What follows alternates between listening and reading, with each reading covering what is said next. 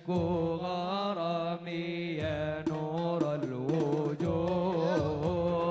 طالما أشكو غرامي يا نور الوجود وأنادي يا تيامي يا معين الجود وأنادي يا تيامي يا معين الجود منيتي أقصى مرامي عذاب الشهود منيتي أقصى مرامي عذاب الشهود فأرى باب السلام يا ذاك الجدود وأرى باب السلام يا ذاك الجدود طالما أشكو غرامي يا نور الوجود طالما أشكو غرامي يا نور الوجود وأنادي يا تيامي يا معدن الجود وأنادي يا تيامي يا معين الجود يا طراز الكون إني عاشق مستاب يا طراز الكون إني عاشق مستاب مغرم والمدح فني يا بدر التمام مغرم والمدح فني يا بدر التمام طالما أشكو غرامي يا نور الوجود طالما أشكو غرامي يا نور الوجود وأنادي يا تهابي يا معدن الجود وأنادي يا تهابي يا معدن الجود خير البرية نظر إلي خير البرية نظر إلي ما أنت إلا يا سيدي كنز العطية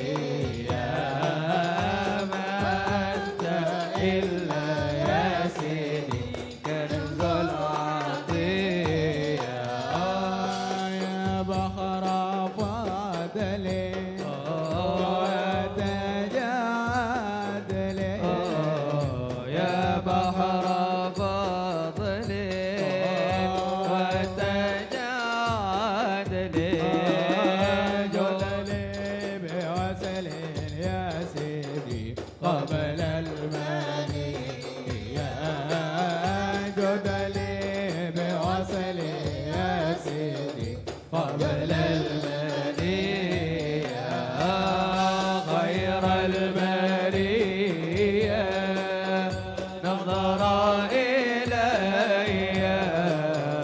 خير البرية نظر إلي ما أنت إلا يا سيدي كنز العطية ما أنت إلا يا سيدي كنز العطية كم ذا أنادي يا خير هادي كم ذا أنادي يا خير هادي قصدي مرادي يا حبيبي عطفا علي قصدي مرادي يا حبيبي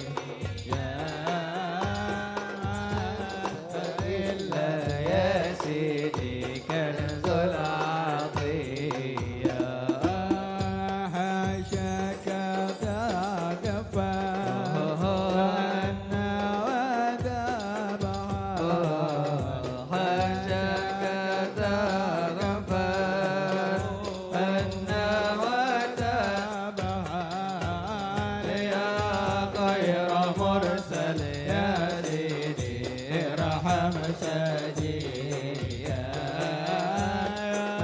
غير مرسل يا سيدي ارحم سجيا خير البرية نظر إلي خير البرية نظر إلي ما أنت إلا يا سيدي كنز العظيم ما أنت إلا يا سيدي كنز العطية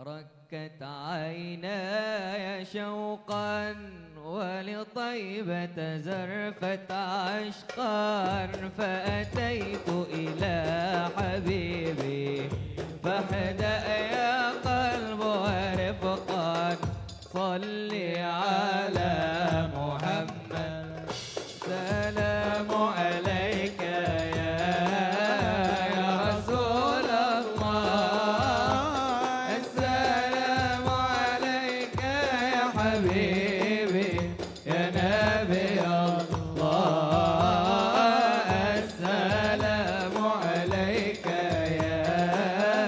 يا رسول الله السلام عليك يا حبيبي يا نبي الله يا رسول الله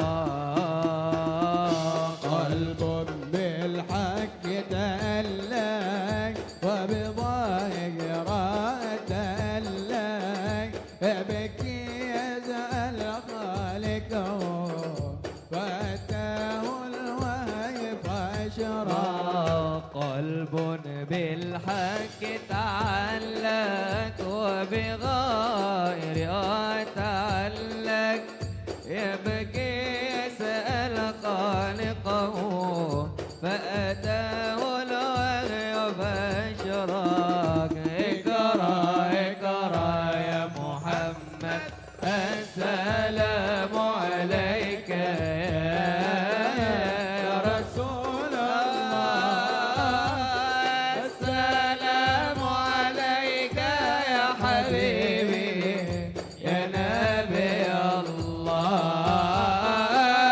السلام عليك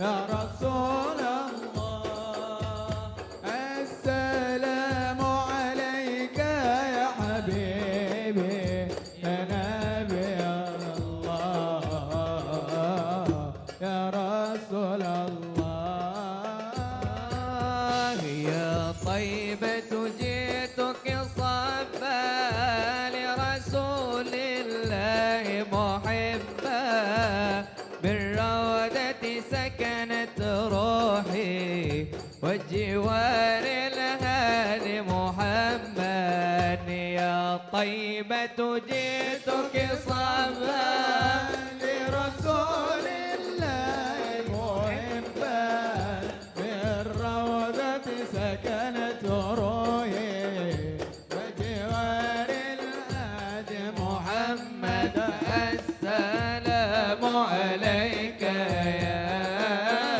يا رسول الله السلام عليك يا حبيبي يا نبي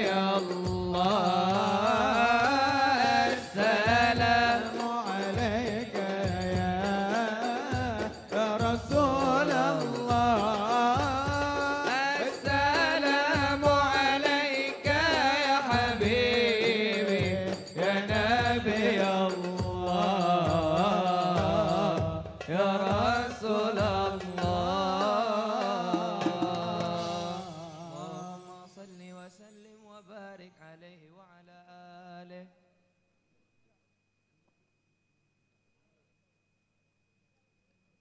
الفاتحة بقراءة سمسة ترار مخصوص رحمة الله القيوم بمعالي بن محمد بن حسن الحبشي. إن الله يفلاه ونحمه وإليه درجة الجنة والحجاج مسافرين والوزات مجاهدين من المسلمين في البر والبحر والجوع أجمعين. إن الله يسلم السلام والرضا وأعطاني السالم الغانم المحفوظ المرزق فيه خير وعافية إلى حضرة النبي. الفاتحة.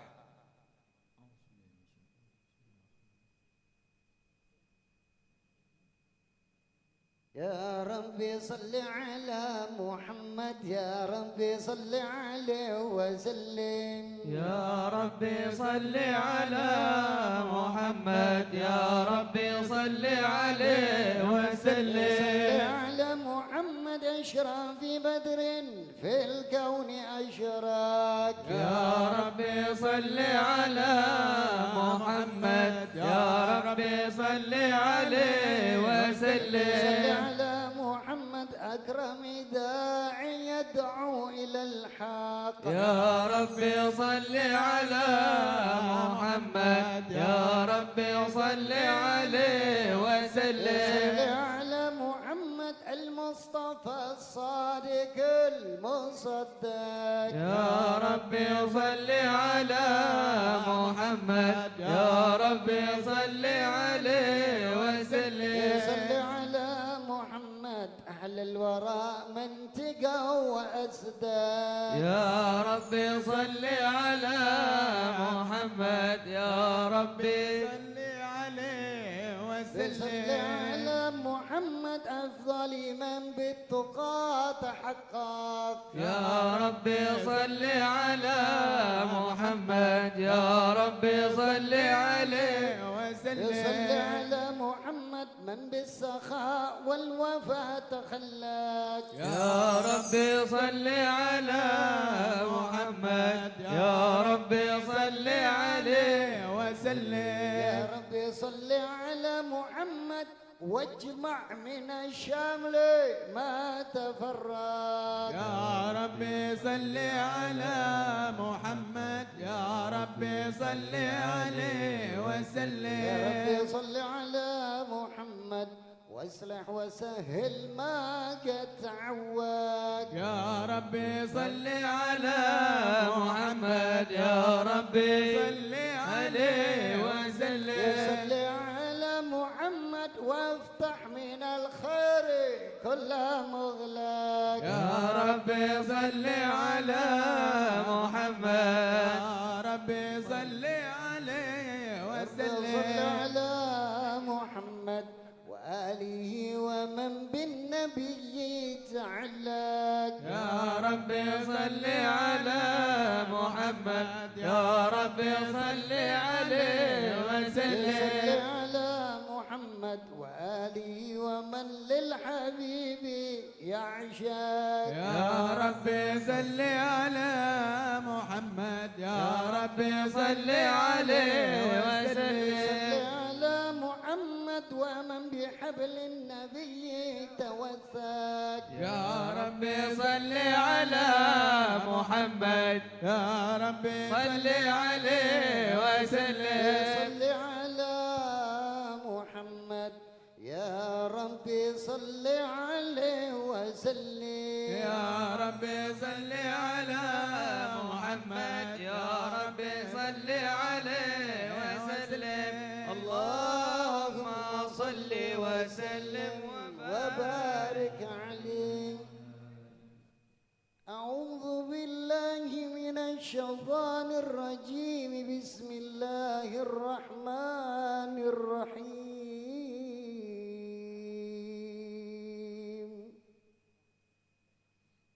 إنا فتحنا لك فتحا مبينا ليغفر لك الله ما تقدم من ذنبك وما ويتم نعمته عليك ويهديك صراطا مستقيما صلى الله عليه. وينصرك الله نصرا عزيزا لقد جاءكم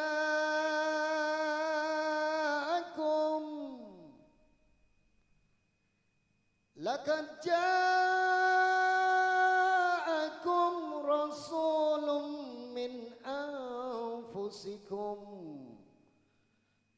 عزيز عليه ما عنتم حريص عليكم بالمؤمنين رؤوف رحيم يا رحيم.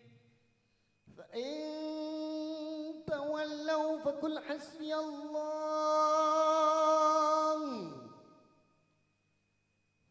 حسبي الله لا إله إلا هو عليه توكلت وهو رب العرش العظيم. يا عظيم. إن الله وملائكته يصلون على النبي اللهم صل وسلم عليه. يا أيها الذين آمنوا صلوا عليه وسلموا تسليما.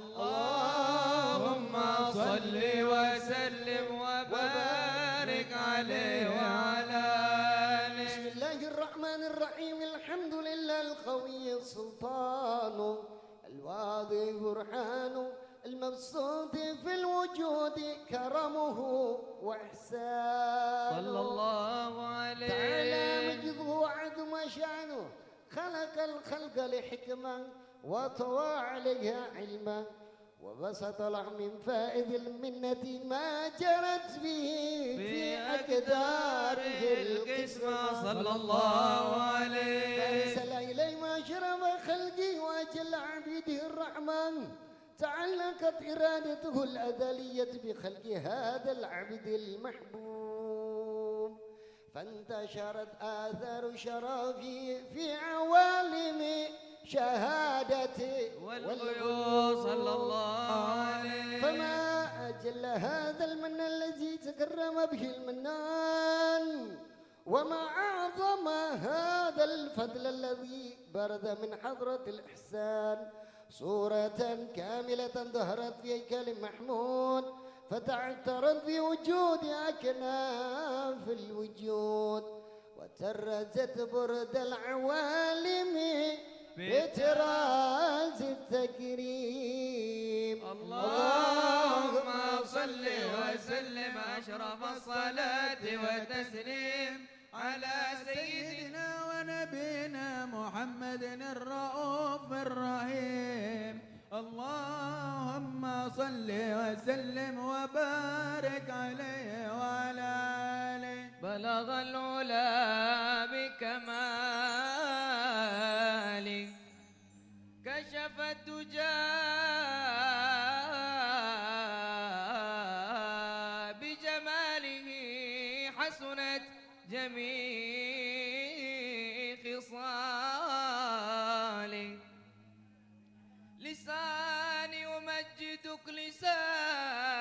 أمجدك يا رسول الله وقلبي يحبك وما رأت عيني مليحا سواك.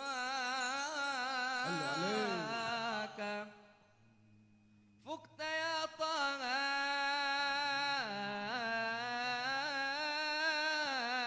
كل الأنبياء فسبحان الذي سواك يا إمام الرسل يا سند الله الله الله أنت باب الله معتمدي فبدنياي وآخرتي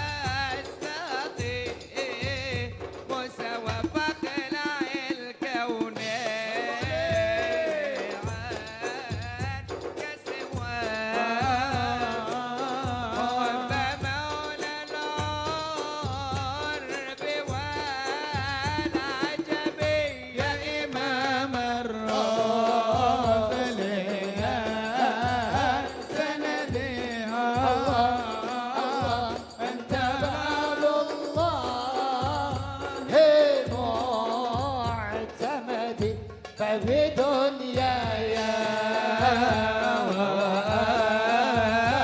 وآخرتي. الله يا رسول الله خذ بيدي ما رأت عين وليس ترى مثل طه في الورى البشر ما رأت عين وليس ترى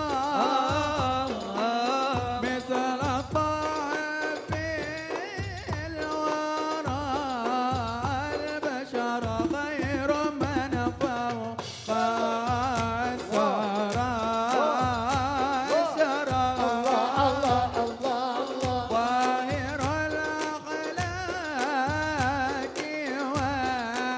والسيم يا إمام الرسل يا سندي أنت باب الله معتمدي بدنياي وآخرتي. الله يا رسول الله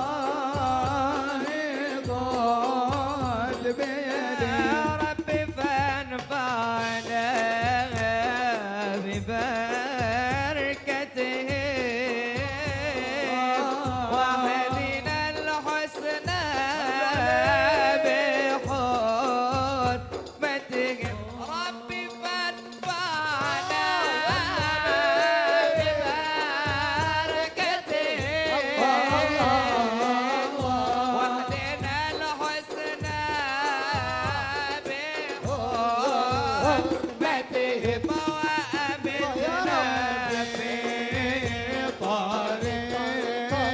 طريقتهم الله ومعافاته من الفتن يا إمام الرسل يا سندي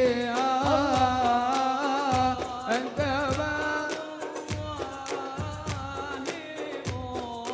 وعدملي باب دنياي وآخرتي. يا رسول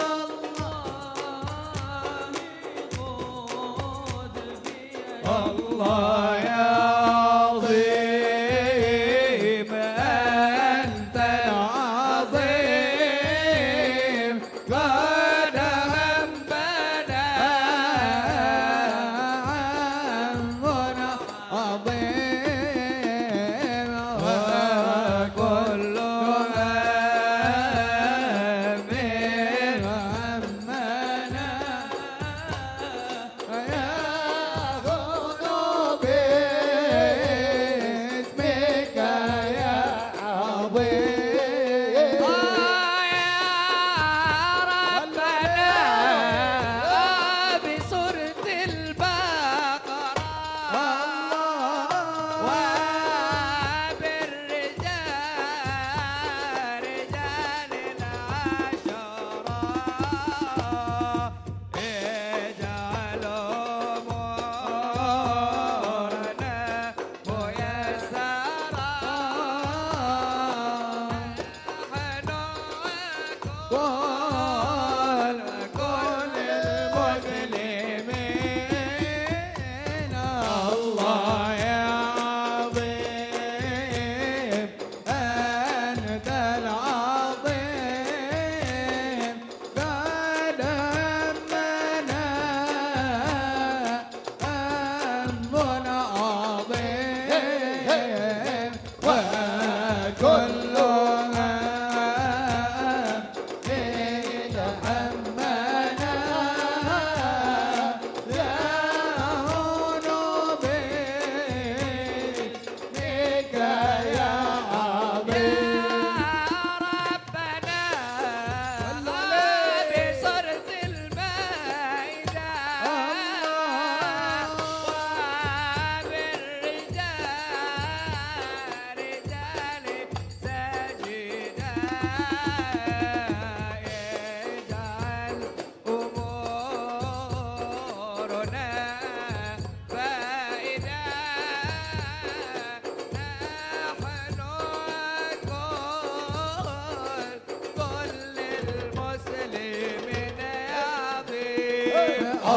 الله يا عظيم أنت العظيم قد أمنا هم عظيم وكلها من همنا يعون باسمك يا عظيم اللهم صل وسلم وبارك عليه وعلى آله.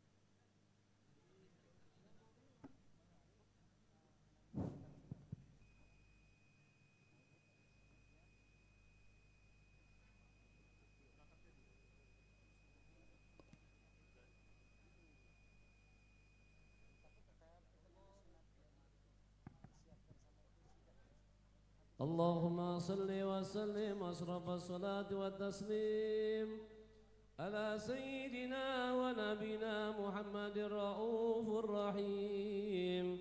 اللهم صل وسلم وبارك عليه وعلى آله وصحبه. تجلى الحق في عالم الكرسي واسع، تذل يقضى بانتشار بدري بقريب واستاسع. فله الحمد الذي لا تنحصر أبراره بتعداد، ولا يمل تكراره بكثرة ترداد، حيث أبرز من علم إمكان صورة هذا الإنسان صلى الله عليه ليتشرب بوجوده ثقلا وتنتشر أسرافه بأكوان. فما من سر تظل به قلب المنير إلا من ثوابه فضل الله على هذا الحبيب.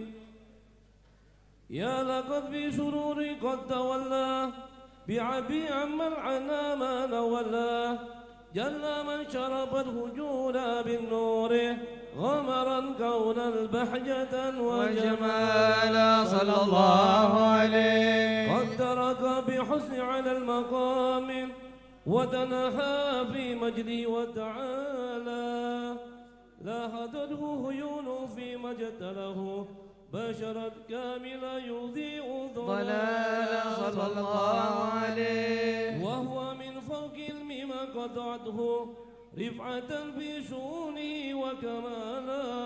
الله عليه. فسبحان الذي أبرز من حضرة الامتنان ما يهرد عن وثب اللسان ويهر في تعلق معاني الجنة. صلى الله عليه. إن شسرت منه في عالم البطون والظهور ما ملع الوجود خلق النور، فتبارك الله من إله الكريم بشرنا آياته في ذكر الحكيم ببشارة لقد جاءكم رسول من أنفسكم عزيز علي ما حنتم حريص عليكم بالمؤمنين رؤوف رحيم. صلى الله عليه. ومن فاجته هذه بشارة وتلقح بقلب سليم وقد هدي إلى صراط مستقيم. اللهم صل وسلم أشرف الصلاة والتسليم على سيدنا ونبينا محمد الرؤوف الرحيم. الله اللهم صل وسلم وبارك عليه وعلى آله. اللهم صل وسلم وبارك عليه وعلى آله. وأشهد أن لا إله إلا الله وحده لا شريك له شهادة يعرب بها اللسان عما تضمنه الجنان من التصديق بها والإذعان صلى الله عليه. تثبت بها في الصدور من الإيمان قواعده وتلوح على أهل اليقين من سير ذلك الإذعان والتصديق شواهده صلى الله عليه. وأشهد أن سيدنا محمدًا الذي عبد الصادق في قوله وفعله والمبلغ عن الله ما أمره بتبليغه لخلقه من فرضه ونفله عبد أرسله الله للعالمين بشيرا ونذيرا صلى الله فبلغ عليه. الرسالة وأدى الأمانة وهدى الله به من الأمة بشرا كثيرا فكان في ظلمة الجهل للمستبصرين سراجا وقمرا منيرا صلى الله فما عليه.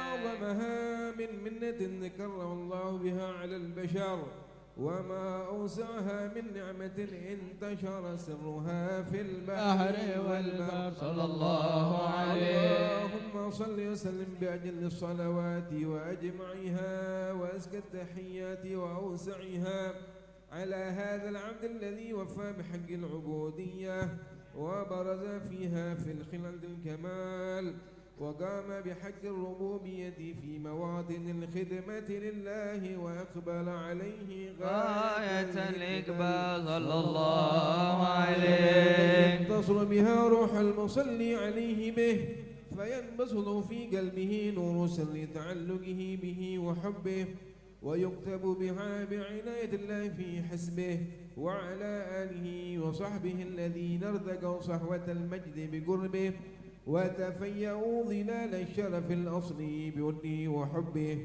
ما عطر الأكوان بنشر ذكراهم نسيم. اللهم صل وسلم أشرف الصلاة والتسليم على سيدنا ونبينا محمد الرؤوف الرحيم. اللهم صل وسلم وبارك عليه وعلى آله. اللهم صل وسلم وبارك عليه وعلى آله وصحبه.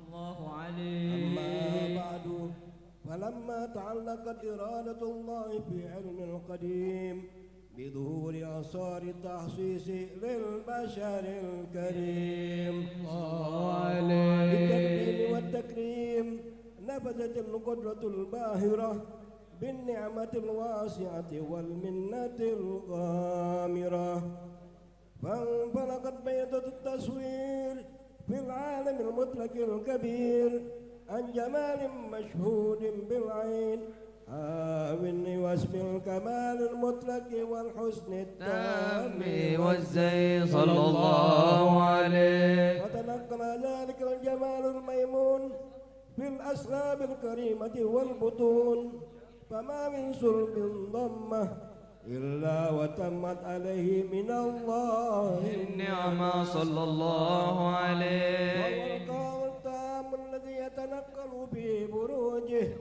ليتشرف به موطن استقراره وموضع خروجه وقد قضت الأقدار الأزلية بما قضت وأظهرت من سر هذا النور ما أظهرت وخصصت به من خصص صلى الله عليه. فكان مستقر بالأسلاب الفاخرة والأرحام الشريفة الطاهرة حتى برز في عالم الشهادة بشرا لا كالبشر صلى الله عليه. حير الأفكار ظهوره وبهر فتعلقت همة الراكم لهذه الحروف بأن يركم في هذا القرطاس ما هو لديه من عجائب ذلك النور معروف صلى الله عليه. كانت الرسول لا تفي بوشر مشار أوصاف ذلك الموصوف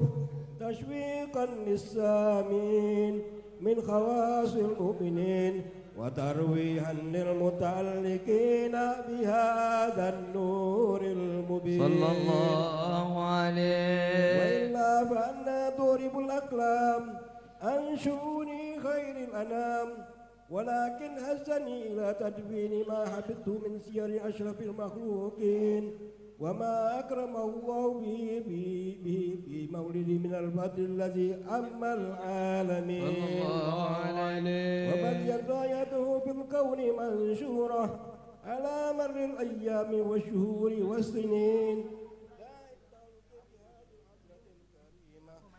ولا يجد التشوق إلى سماع أوصافها العظيمة، ولعل الله ينفع به المتكلم والسامع ويدخلان بشفاعة هذا النبي الشافع ويتروحان بروح ذلك النعيم. اللهم صل وسلم الصلاة والتسليم على سيدنا ونبينا محمد الرؤوف الرحيم. اللهم وبارك عليه وعلى آله.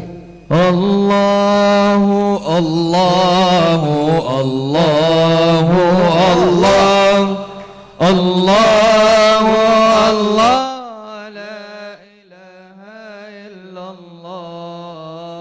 الله الله الله الله الله الله لا إله إلا الله. الله الله الله الله الله لا إله إلا الله. ما مات لخير الخلق أحد إلا وبه سعينا، وبذلك مددت إليه يدي، وبذلك كنت من السعداء.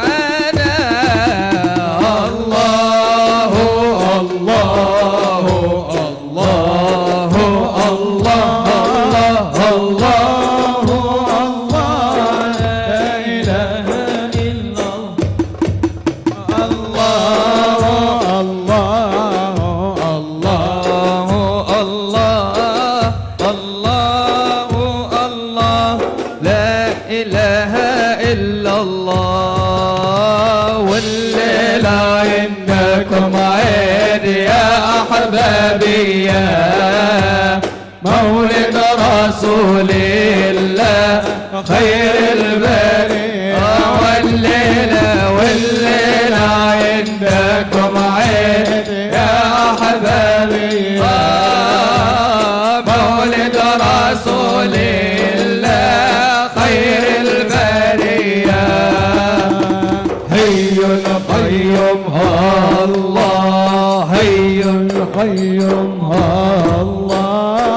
يا زائر المصطفى سلم عليهم، تزوى العمر كله شمت عينيهم. الله يا زائرا للبقيع سلم عليهم، تسوى العمر كله شمت أيديهم. الله حمزة يا أبو عمارة أسد عليهم، أبا الزهراء جدنا، أبا الزهراء جدنا الهاشمية. والليلة عندكم عيد يا أحبابي يا مولد رسول الله خير البرية. والليلة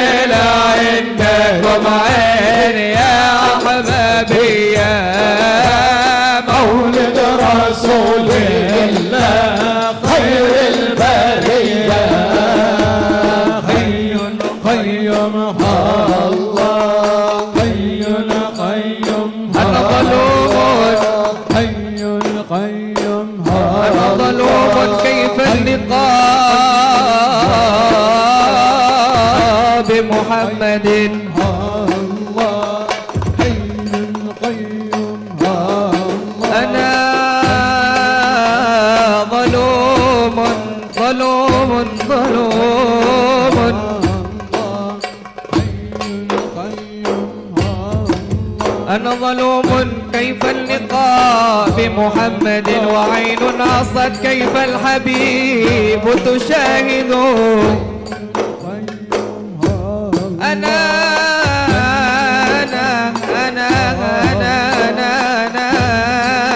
ظلوم كيف اللقاء بمحمد يا سيدي يا رسول الله وعين عصت وعين عصت كيف الحبيب تشاهد يا زائرا للبقيع سلم عليهم تسوى العمر كله شمت ايديهم يا زائر المصطفى سلم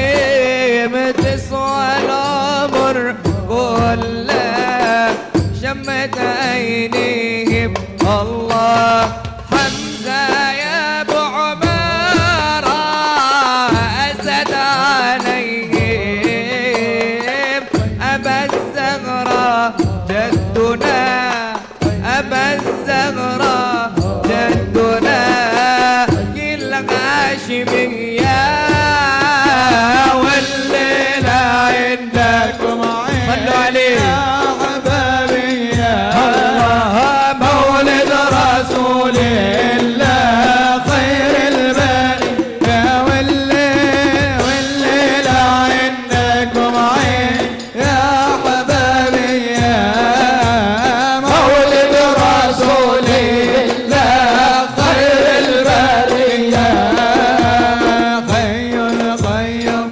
الله حي القيوم الله ألا يا الله بنظرة من العين الرحيمة تداوي كل ما بي من أمراض سقيمة ألا يا الله بنظرة من العين الرحيمة تداوي كل ما بي من أمراض سقيمة ألا يا صاحي يا صاح لا تجزع وتهجر وسلم للمقادير كي طهمت وتجار ألا يا الله بنظرة من العين الرحيمة تداوي كل ما به من أمراض سقيمة اللهم صل وسلم وبارك عليه وعلى آله اللهم صل وسلم وبارك عليه وعلى آله وصحبه وقد عانى للقلم أن يختم حركته فيه الأنامل مما استفاده الفهم من صفات هذا العبد المحبوب الكامل وشمائه التي هي أحسن الشمائل وهنا حسنا أن نثبت ما بلغ إلينا في شأن هذا الحبيب من أخبار وآثار ليتشرف بكتابة القلم والقطاس وتتنزه في أدائك الأسماء والأبصار وقد بلغنا في الأحاديث المشهورة أن أول شيء خلق الله والنور المدعو في هذه الصورة فنور هذا الحبيب أول مخلوق برز في العالم ومنه تفرع الوجود خلقا بعد خلق فيما هذا وما تقادم صلى الله عليه. عبد الرزاق بسند عن جابر بن عبد الله الأنصاري رضي الله عنهما قال قلت يا رسول الله بأبي وأمي أخبرني أن أول شيء خلق الله قبل الأشياء. قال يا جابر إن الله خلق قبل الأشياء نور نبيك محمد صلى الله عليه وسلم بالنور صلى الله عليه. حديث أبي هريرة رضي الله عنه أنه قال قال رسول الله صلى الله عليه وسلم كنت أولى النبيين في الخلق وآخرهم في البعث صلى الله عليه. وقد عدد الروايات بأن أولى الخلق وجودا وأشرفهم مولودا. ولما كانت السعادة الأبدية لها ملاحظة حفية اختصت من شاءت من البرية بكمال الخصوص صلى الله عليه. النور المبين أصلاب بطن من شرف من العالمين فتنقل هذا النور من صلب آدم ونوح وإبراهيم صلى الله عليه. سجد العلم القديم إلى من خصص بالتكريم به الكريم عبد الله بن عبد المطلب ذي القدر العظيم صلى الله عليه. وخاف آمنة السيدة الكريمة آمنة فتلقى صلب عبد الله فألقوا إلى بطنها فضمت عشاؤها بمعونة الله محافظة على هذه الدرة وسويها صلى الله عليه. فحملته برعاية الله كما ورد عنها حملها في من لا تجد له ثقلا ولا تشكو منه علما ولا عللا صلى الله عليه. مر الشهر بعد الشهر من حمله وقرب وقت بروزه إلى عالم الشهادة لتنبسط على هذا العالم فيوض فضله وتنتصر فيه آثار مجده الصميم. اللهم صل وسلم أشرف الصلاة والتسليم على سيدنا ونبينا محمد الرؤوف الرحيم. اللهم صل وسلم وبارك عليه وعلى آله.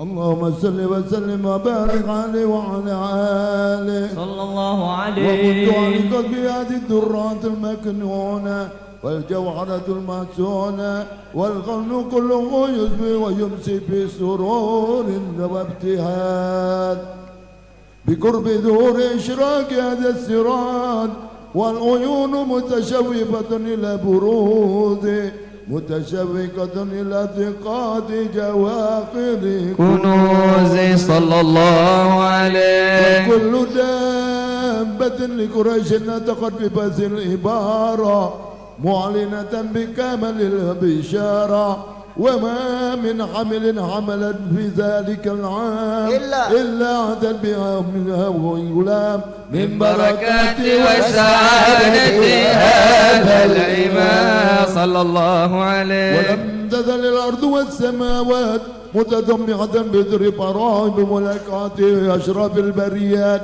وبروز من عالم الضعفاء إلى عالم الظهور بعد تنكل بالبطون والظهور.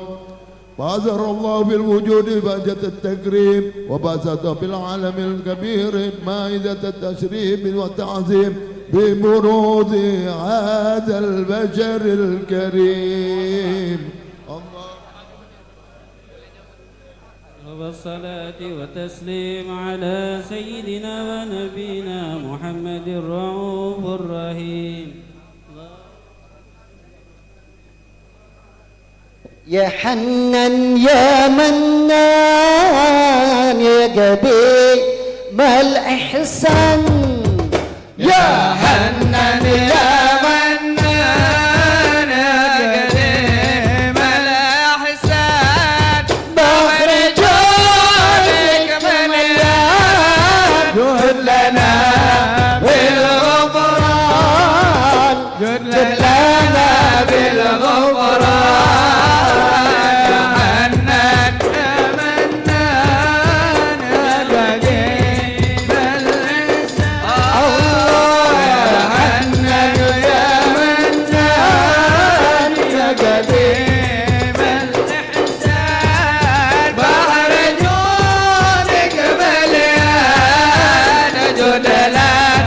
بلا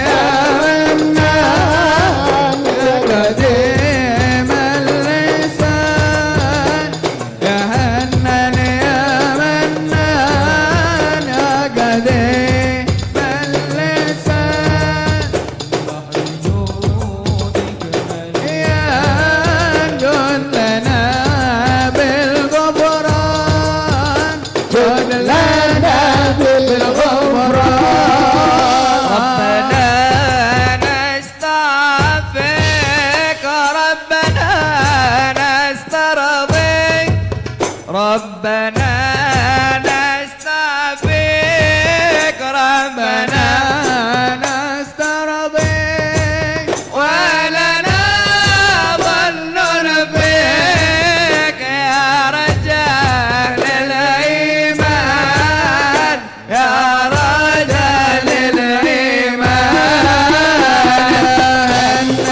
يا منان يا قديم الإحسان يا حنان يا منان يا قديم الإحسان بحر جودك مليان جدنا بالغفران جدنا بالغفران. اللهم صل وسلم وبارك عليه وعلى آله. اللهم صل وسلم أشرف الصلاة والتسليم على سيدنا ونبينا محمد الرؤوف الرحيم. اللهم صل وسلم وبارك عليه وعلى آله وصحبه ومنذ عليك به هذه الدرة المكنونة وجوهرة المصونة والكون كله يسبح ويمسي في السرور وابتهاج صلى الله بكل ظهور عليه. إسراك هذا السراج والعيون متشوقة إلى برود متشوقة إلى اتقاد جواهر كنوز صلى الله عليه. كل دابة لقريش نقضت بفصيح العبارة معلنة بكمال البشارة وما من حمل حملت في ذلك العام إلا أتى في حملها بغلام من بركات والسعادة هذا الإمام صلى الله عليه. والسماوات مضمحة بيد الفراد ملاقاة أشرف البريات وبرود من العالم الهفاء إلى عالم الزهور بعد تنكلي في البطون والزهور صلى الله عليه. بجوده بهجة التكريم وبسط في العالم الكبير مائدة التشريف والتعظيم ببرود هذا البشر الكريم. اللهم صل وسلم أشرف الصلاة والتسليم سيدنا ونبينا محمد الرؤوف الرحيم.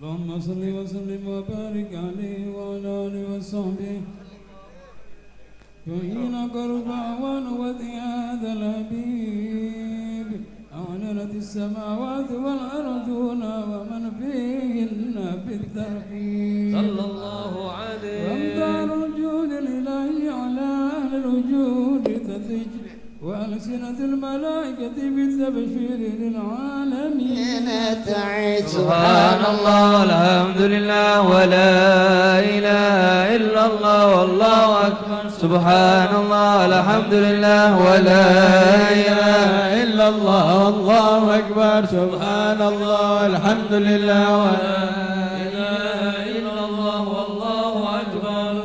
والقرة كشفت جنى هذا المستور ليبرز نوره كاملا في عالم الدور نورا فاك كل نور صلى الله عليه. وأنفذ الحق كما على من أتم الله عليه النعمة من خواص الأمة أن يحضر عند وذي أمة تأنيسا لجنابها المسعود ومشاركة له في هذا السمات الممدوح صلى الله عليه. حضرت بتوفيق الله سيدة مريم والسيدة آسيا ومعهما من القول العين من قسم الله له من الشرف بالقسمة الوافية بعد الوقت الذي رتب الله على حضوره وجود هذا المولود فانفلق سبح الكمال من النور عن عمود وفرز الحامد المحمود مذعنا لله بالتعظيم والسجود صلى الله على محمد صلى الله عليه وسلم صلى الله على محمد صلى الله عليه وسلم صلى الله على محمد ya Rabbi. Diminta seluruh yang hadir tidak boleh ada yang merokok sampai selesai acara. Tidak boleh ada yang merokok biar kita menambah keberkahan kita. Fa'ali tafadhal. Tala'al badru alaina min thaniyatil wada' wajaba syukru alaina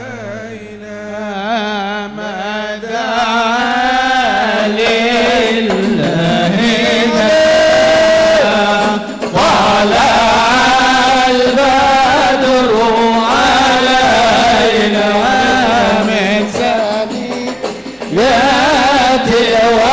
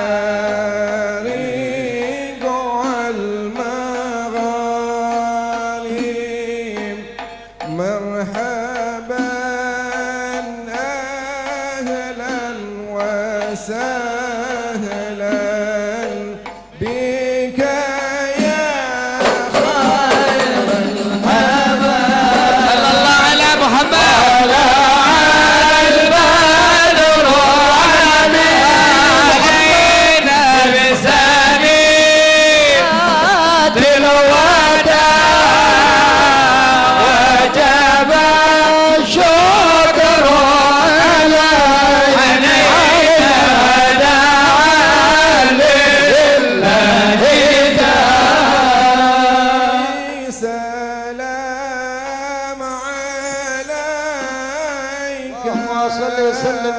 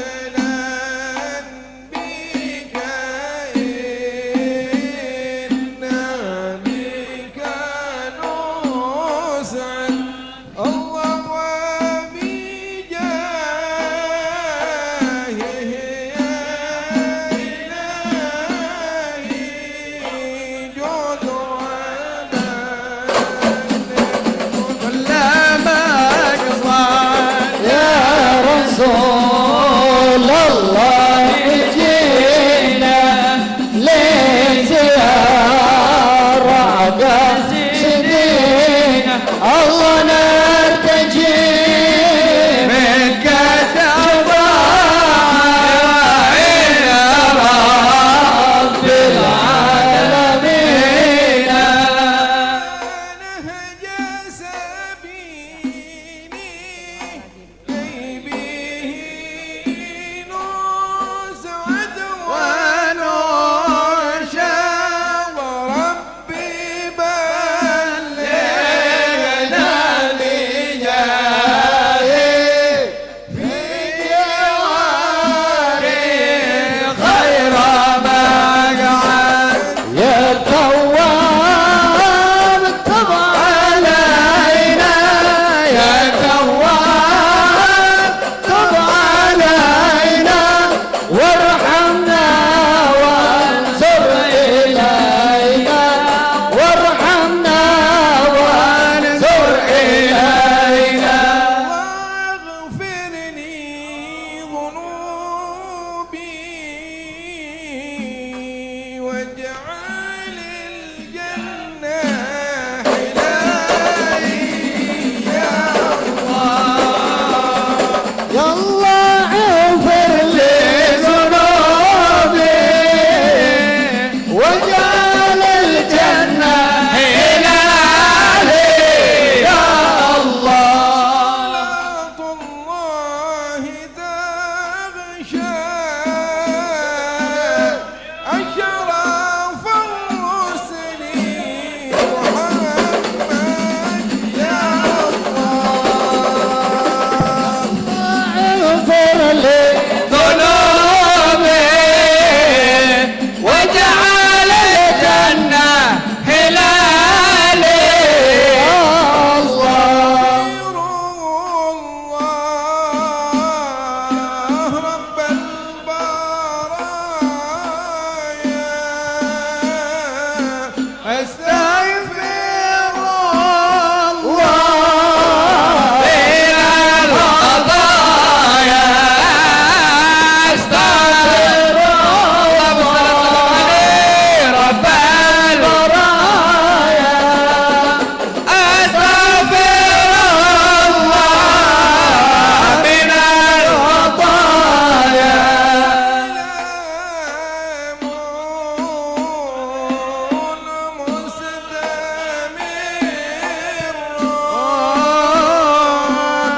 كل حين من يتجدد استغفر الله رب البرايا استغفر الله من الخطايا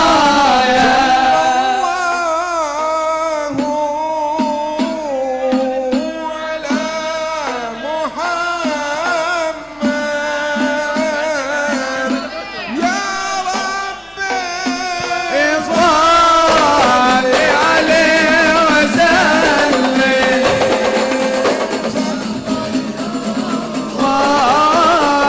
على محمد استغفر الله عليه وسلم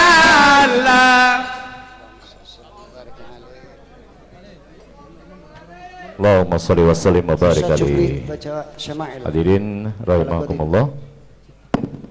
Boleh duduk kembali.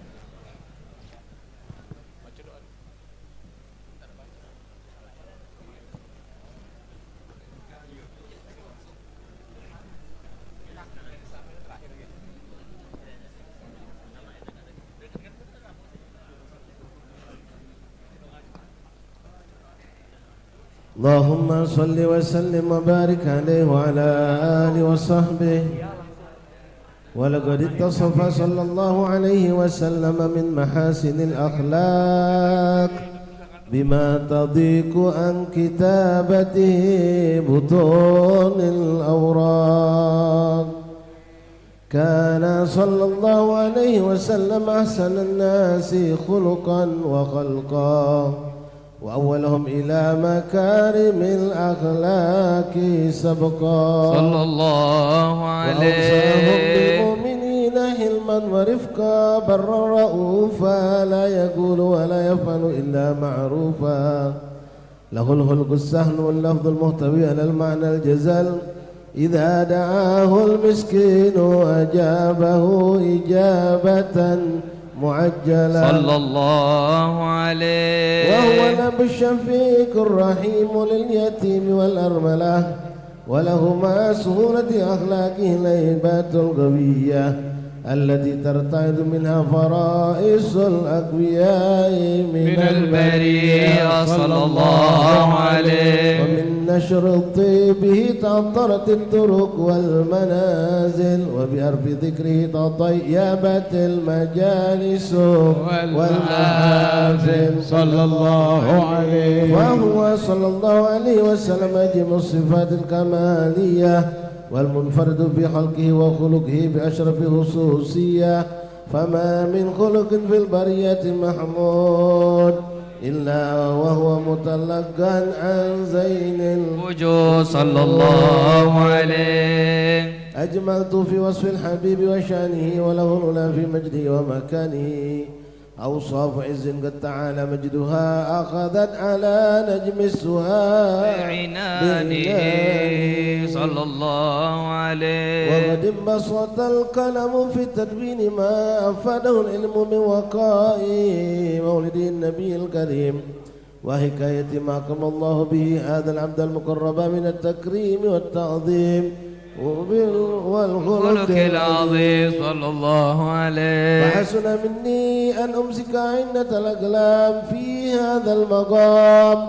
وأقرأ السلام على سيد الأنام السلام عليك أيها النبي ورحمة الله وبركاته السلام عليك أيها النبي ورحمة الله وبركاته السلام عليك أيها النبي ورحمة الله وبركاته وبذلك يحصل الختم كما يحصل التقديم فعليه أفضل الصلاة والتسليم اللهم صل وسلم أشرف الصلاة والتسليم على سيدنا ونبينا محمد الرؤوف الرحيم اللهم صل وسلم وبارك عليه وعلى آله. بسم الله الرحمن الرحيم بسم الله والحمد لله ولا إله إلا الله استغفر الله وصلى الله على رسول الله الحمد لله رب العالمين حمد يوافي نعمه ويكف مجيدا يا ربنا لك الحمد كما ينبغي لجلال وجهك والعظيم سلطانك يا الله صل وسلم على سيدنا محمد في الأولين وصل وسلم على سيدنا محمد في الآخرين وصل وسلم على سيدنا محمد في كل وقت وحين وصل وسلم على سيدنا محمد في الملأ الأعلى إلى يوم الدين وصل وسلم على سيدنا محمد حتى ترث الأرض من عليها وأنت خير الوارثين وصل وسلم على سيدنا محمد وعلى آله وصحبه أجمعين ولما نظم الفكر من دراري الأوصاف المحمدية عبودا توجهت إلى الله متوسلا لسيدي وحبيبي محمد صلى الله عليه وسلم أن يجعل سعي فيه مشكورا وفعلي فيه محمودا وأن يكتب عملي بالأعمال المقبولة وتوجهي بالتوجهات الخالصة والصلات الموصولة اللهم يا من إليه تتوجه الآمال فتعود ظافرة وعلى باب عزتي تحط الرحال فتغشاها منه الفيوضات الغامرة نتوجه إليك بأشرف الوسائل لديك سيد المرسلين عبدك الصادق الأمين سيدنا محمد الذي أمت رسالته العالمين أن تصلي وتسلم على تلك الذات الكاملة مستودع أمانتك وحفظ سرك وحامل راية دعوتك الشاملة الله بالأكبر المحبوب لك والمخصص بشرف الأبخار في كل موطن من مواطن القرب ومظهر قاسم إمدادك في عبادك وساقي كؤوس إرشادك لأهل ودادك شهيد الكونين وأشرف الثقلين العبد المحبوب الخالص المسوس منك بأجل الخصائص. اللهم صل وسلم عليه وعلى آله وأصحابه وأهل حضرة اقترابه من أحبابه. اللهم إنا نقدم إليك جاه هذا النبي الكريم ونتوسل إليك بشرف مقامه العظيم أن تلاحظنا في حركاتنا وسكناتنا بعين عنايتك وأن تحفظنا بجميع أطوارنا وتقلباتنا بجميل رعايتك وحصين وقايتك يا الله، وأن تبلغنا من شرب القرب إليك وإلى هذا الحبيب غاية آمالنا وتتقبل منا ما تحركنا به من نياتنا وأعمالنا وتجعلنا في حضرة هذا الحبيب من الحاضرين وفي طريق اتباعه من السالكين ولحقك وحقه من المؤدين ولعهدك من الحافظين. اللهم إن لنا أطمعا برحمتك الخاصة فلا تحرمنا يا الله، وظنونا جميلة هي وسيلتنا إليك فلا تخيبنا. آمنا بك وبرسولك وما جاء به من الدين وتوجهنا به إليك مستشفعين أن تقابل المذنب منا بالغفران والمسيء بالإحسان والسائل بما سأل والمؤمل بما أمل، وأن تجعلنا ممن نصر هذا الحبيب ووالاه وظاهره وعم ببركته وشرب وجهته أولادنا ووالدينا وأهل قطرنا ووالدينا وجميع المسلمين والمسلمات والمؤمنين والمؤمنات في جميع الجهات، وأدم راية الدين القويم بجميع الأقدار منشورة ومعالم الإسلام والإيمان بأهلها معمورة معنا وسورة، واكشف اللهم كربة المكروبين واقضي دين المديدين واغفر للمذنبين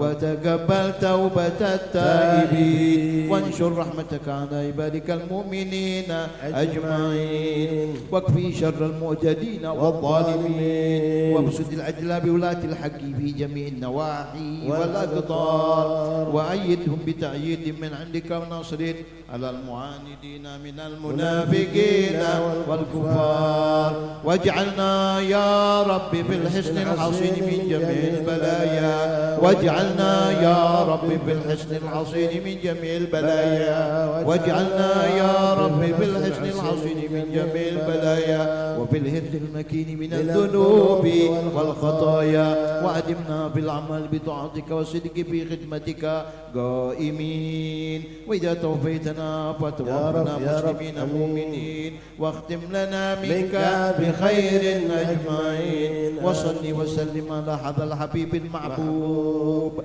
للأجسام والأرواح والقلوب وعلى آله وصحبه ومن إليهم منسوب، وآخر دعوانا الحمد لله رب العالمين. سبحان ربك رب العزة عما يصفون وسلام على المرسلين والحمد لله رب العالمين. سر الفاتحة.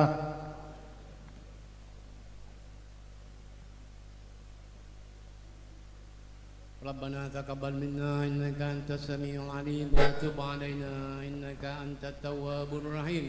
ربنا آتنا في الدنيا حسنة وفي الآخرة حسنة وقنا عذاب النار. دعواهم سبحانك الله وتحيتهم فيها سلام وآخر دعواهم أن الحمد لله رب العالمين. Taqabbalallahu minna wa minkum taqabbal ya karim. Baik Bapak-Bapak yang kami hormati, terhatur kami mengucapkan selamat datang yang sama-sama kita hormati dan kita banggakan Gubernur Sumatera Selatan Bapak Dr. Haji Herman Deru yang tercatat sebagai salah satu gubernur terbaik di Republik Indonesia. Mohon tepuk tangan yang paling meriah buat beliau. Yang kami hormati hadir tengah-tengah kita Bapak Kapolrestabes Kota Palembang. Yang kami hormati sudah hadir tengah-tengah kita Sultan Iskandar Mahmud Badarudin. Yang kami hormati para tokoh-tokoh yang menyempatkan hadir di tengah-tengah kita, Bapak Kemas Muhammad Umar. Beliau ini Pak Gubernur Karang Taruna Pacak, Golkar Pacak, terus KNPI Pacak. Masya Allah. Jadi kalau beliau telepon itu ini job dari mana Umar?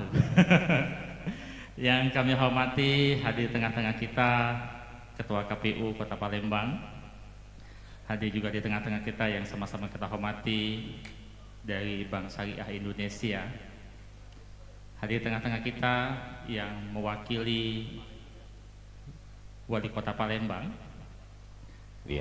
yang kami hormati juga hadir tengah-tengah kita Kepala Imigrasi Bapak Hairil Mirza, yang kami hormati para tokoh-tokoh agama, tokoh masyarakat yang tak dapat kami sapa satu persatu. Masya Allah, ini banyak para habaib, para ulama, asatis yang juga hadir hari ini. Kita mengumpulkan umarok dan ulama yang hadir dan juga para hadirin yang pula hadir di acara malam hari ini dalam memperingati Maulid Nabi Muhammad SAW bersama Majelis Taklim Al-Ikhlas dan juga Majelis Zikir Akbar Sumatera Selatan pimpinan Habib Amak Sahab. Masya Allah, tabarakallah. Baik Bapak-Bapak yang kami hormati, selanjutnya akan kita dengarkan bersama sambutan dari Ketua Masjid Al-Ikhlas dan Ketua Majelis Zikir Akbar Sumatera Selatan. Berkenan yang sama-sama kita muliakan Al-Habib Amak Sahab, disilakan.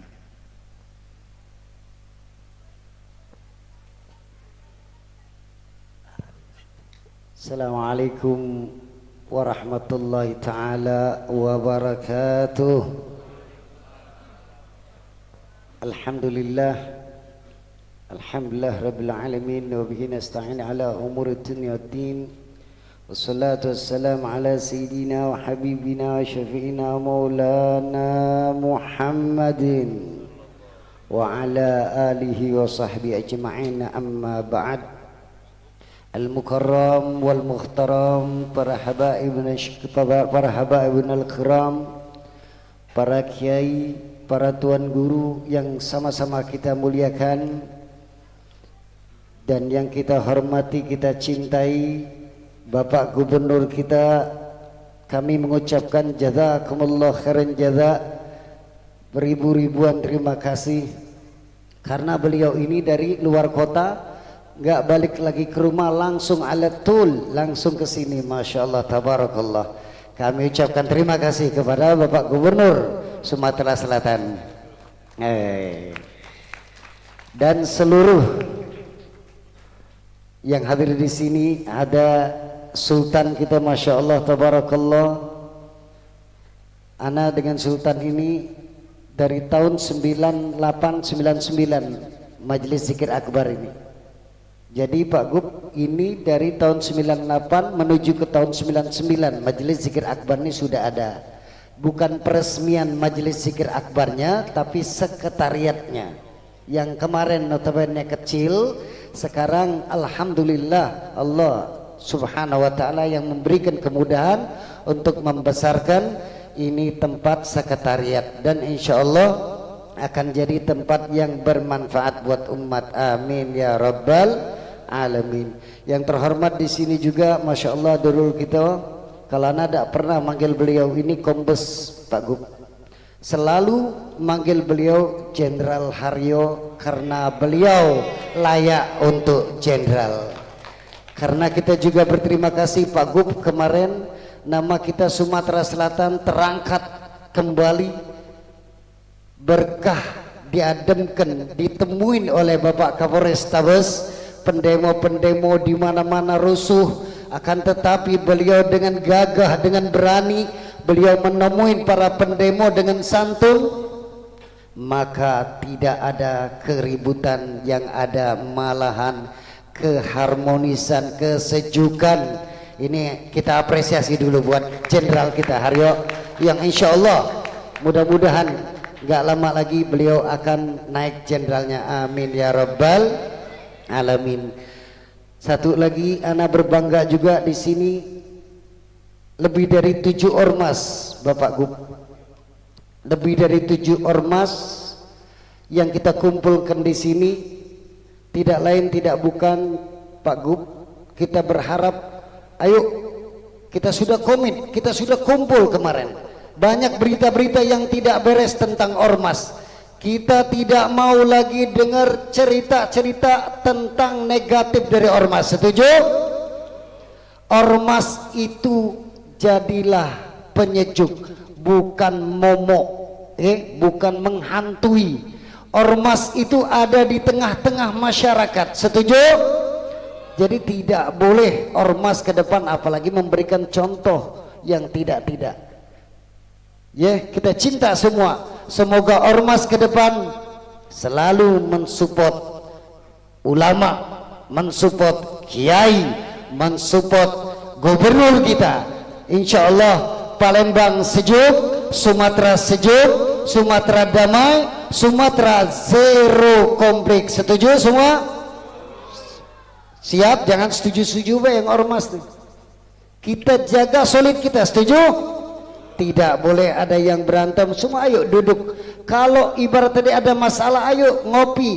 Kalau masih juga kurang ada solusi, kurang kental kopinya. Betul Pak Gub? Kurang kental kopinya. Dan di sini juga alhamdulillah Pak Gub hadir semua. Angkatan udara, angkatan laut, TNI-nya, polisinya. Tapi tidak mau pakai seragam. Tapi alhamdulillah di depan itu ada banyak, alhamdulillah. Ini merupakan kebinekaan kita, warna-warni kita walaupun berbeda tetap satu. Tidak boleh ada yang ribut, ya. Jadi pelangi itu akan indah karena ada merah, ada kuning, ada hijau, ada biru, ya. Di langit yang biru ya, ada warna-warni semua. Jadi silakan dengan ormas-ormasnya, silakan dengan tugas masing-masing. Ada yang di Pemda, ada yang di kepolisian, ada yang di tentara. Tujuan kita ke depan, ayo kita solid bersama-sama, kita bergandeng tangan. Tidak zaman lagi kita diadu domba. Insya Allah mudah-mudahan Allah kabulkan semua hajat-hajat kita.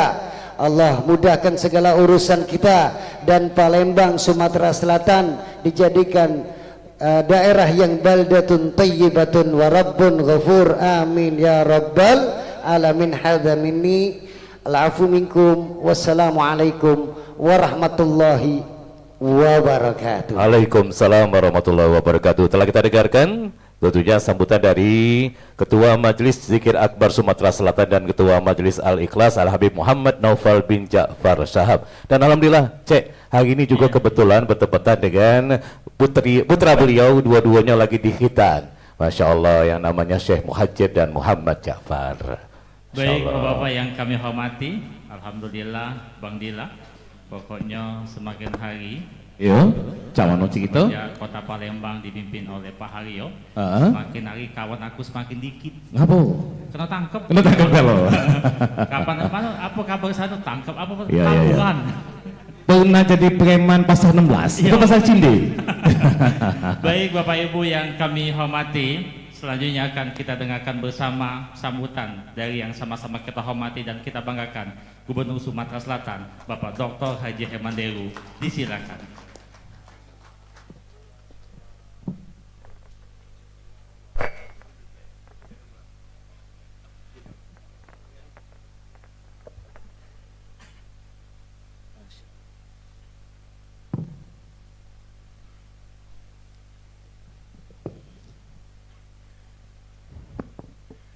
Bismillahirrahmanirrahim. Aku lagi melok semangat nih kok Habib Ahmad tadi. Lebih dari ketua ormasnya dewek semangatnya.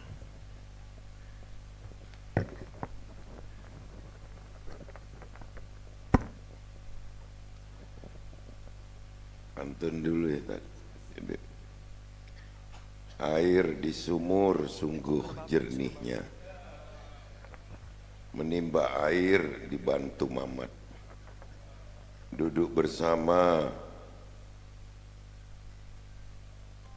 Apa ini tulisan ini? Lagu jahat. Bukan mata ini, tulisannya jahat.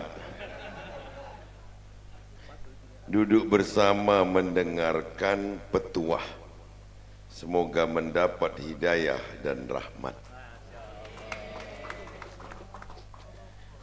Apa ini nulisnya ini? Pecah steno. Assalamualaikum warahmatullahi wabarakatuh.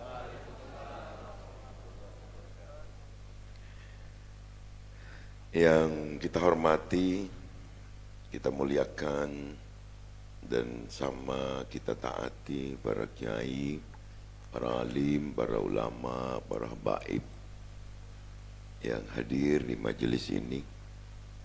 Bil khusus Saibul Bed, saudara kita yang sangat akrab dengan seluruh masyarakat di Kota Palembang, khususnya Habib Ahmad Sahab dan keluarga besar, para pejabat yang hadir di sini, ada Bapak Kapoltabes, ada yang mewakili wali kota, itu Kasatpol PP. Oh, mohon maaf Pak, bajunya sama di sini itu. Para pejabat Pemprov, Pemkot yang hadir di sini, ketua-ketua ormas lengkap hadir. Undangan Kesbang belum tentu lengkap mak ini. Inilah hebatnya Habib Ahmad. Kita berkumpul di sini merasa bangga. Aku terkejut tadi, Beb. Wah, bagus ini bangunan ini. Tidak kata proposalnya pula ini. Tidak kata kan, yang mewakili Pak Wali kata kan, Majelis Zikir Akbar ya, Al-Ikhlas. Oh, majelis taklim, majelis zikirnya Akbar, majelis taklimnya Al-Ikhlas. Kita berkumpul di sini bukan hanya menghormati Saibul Bed, tapi kita menunjukkan rasa cinta kita kepada Rasulullah, di mana saat ini masih dalam suasana Maulid Nabi besar Muhammad sallallahu alaihi wasallam. Aku baru dijelaskan wong, Bib, Maulid itu bukan ulang tahun Pak Gub katanya, memperingati momentum hari lahir. Kalau ulang tahun milad katanya. Oh, jika beda. Kalau ini kita ngambil hikmah utamanya menjadi momentum kita untuk mempererat hablum minan nas, juga tentu memperkuat hablum minallah. Yang milad itu adalah Sahibul Bednya, cuman biasa tahun kelahiran dia rahasia ke 37.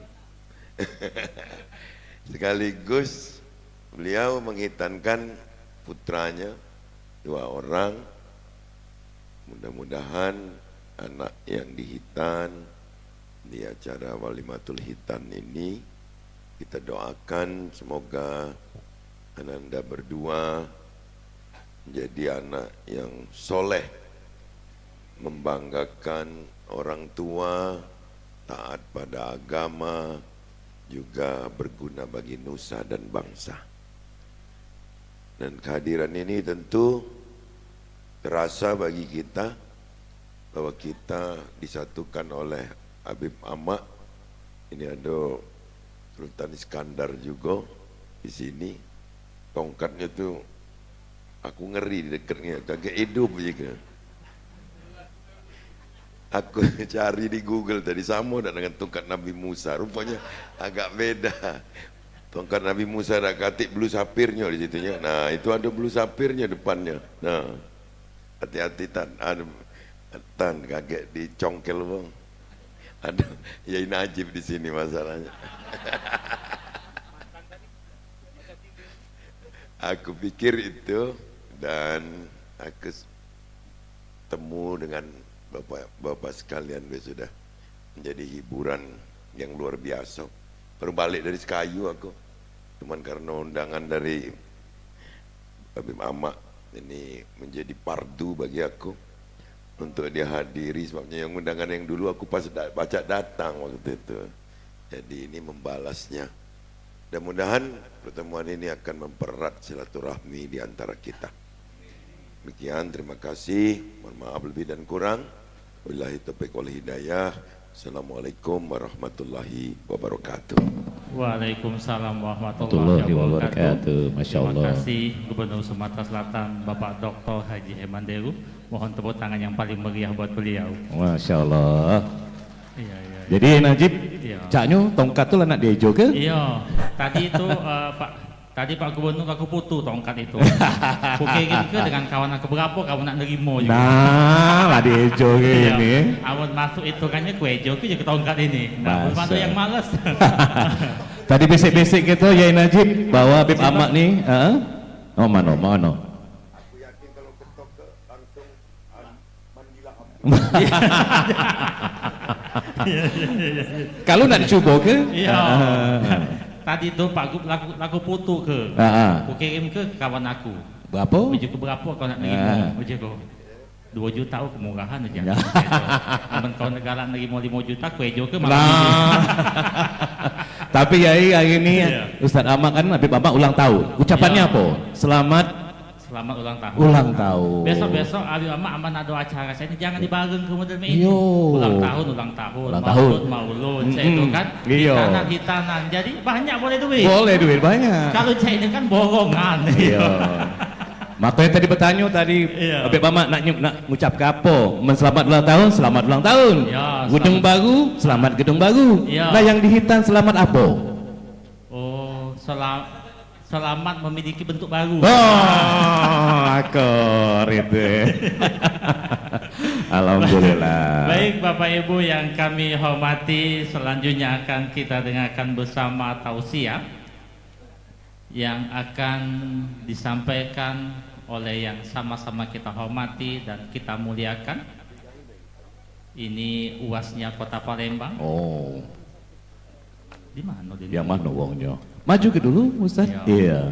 Beliau ini terkenal dengan sebagai UAS Kota Palembang dan Sumatera Selatan. Masya Allah. Iya. Konon kabarnya beliau ini kalau ceramah tuh tidak pernah memberikan amplopnya, Ustaz. Jadi pikir ke isinya aja. Iya. Alangkah ganteng yang namanya Dude Herlino. Tak kalah ganteng inilah Ustaz Tayyibno. Ya. Dari jauh pecah UASnya kita Ustaz Abdul Somad. Masya Allah hadirin rahimakumullah, kita sama-sama akan dengarkan Mau'izatul Hasanah, tausiah singkat kalau lama 2 jam. Tentunya akan disampaikan oleh Al-Mukarram Ustaz Tayyibno sarjana agama. Ustaz sehat tadi? Masya Allah, terberdoa serang.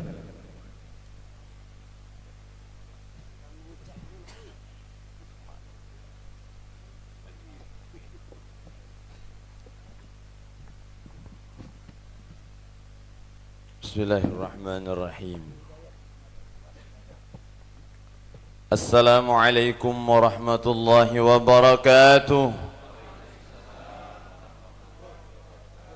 Alhamdulillah thumma alhamdulillah. Alhamdulillahilladzi anzala as-sakinata fi qulubil mu'minin liyazdadu imanan ma'a imanihim.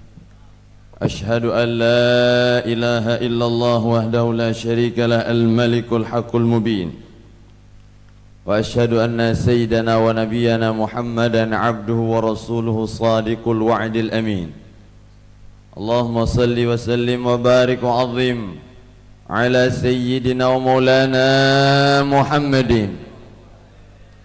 خاتم الأنبياء والمرسلين وعلى آله وأصحابه ومن تبعهم بإحسان إلى يوم الدين أما بعد نوينا الاجتماع والانتفاع كما انتفاع أهلنا نوينا التعلم والتعليم وتذكر والتذكير والنفع والانتفاع والإفادة والاستفادة والحث على التمسك بكتاب الله تعالى والسنة رسوله واتباع بأسلاف دعاء الهدى ودلالة على الخير ابتغاء أجل مرضات وقربه وثوابه ربي زدنا علما وفهما وأكلا يا أكرم الأكرمين بحق سيدنا مولانا محمد خاتم الأنبياء والمرسلين اللهم افتح علينا أولادنا وأزواجنا فتوح العارفين وفقهنا في الدين واهدنا إلى سواء السبيل الجسد المسلين والحمد لله Alhamdulillah bersyukur kepada Allah di malam yang penuh berkah kita dikumpulkan di majlis yang insyaallah penuh dengan cucuran rahmat dan ridha Allah subhanahu wa ta'ala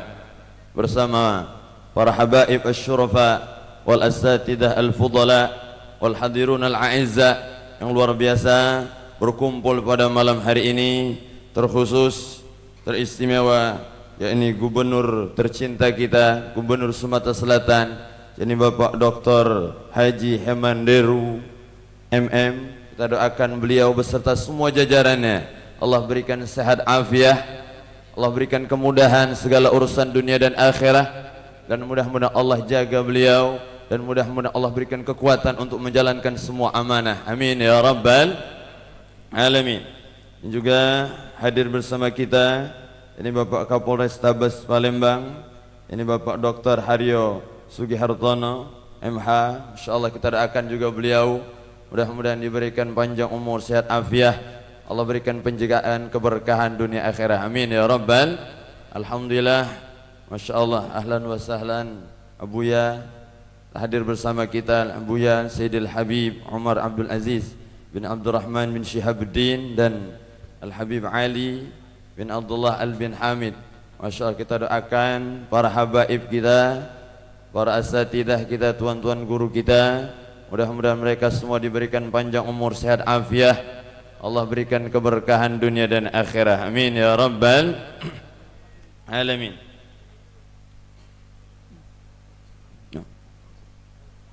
dan yang istimewa luar biasa yakni Masya Allah hadir juga bersama kita yakni Bapak Wali Kota Palembang Darussalam tercinta yakni Bapak Haji Masya Allah Dr. Andes Ratu Dewa MSI kita doakan beliau juga mudah-mudahan diberikan panjang umur sehat afiah Allah berikan keberkahan pertolongan untuk menjalankan semua amanah amin ya rabbal alamin juga hadir kepala imigrasi kita ini Bapak Khairul Mirza Masya Allah dan yang lainnya kepala KPU tadi disebutkan dan ormas-ormas yang lainnya Masya Allah yang luar biasa mudah-mudahan kita semua dikumpulkan di dunia dan terus kita bersama sampai surga Allah subhanahu wa ta'ala amin ya rabbal alamin alhamdulillah ini luar biasa karena kita berkumpul bukan hanya yang biasa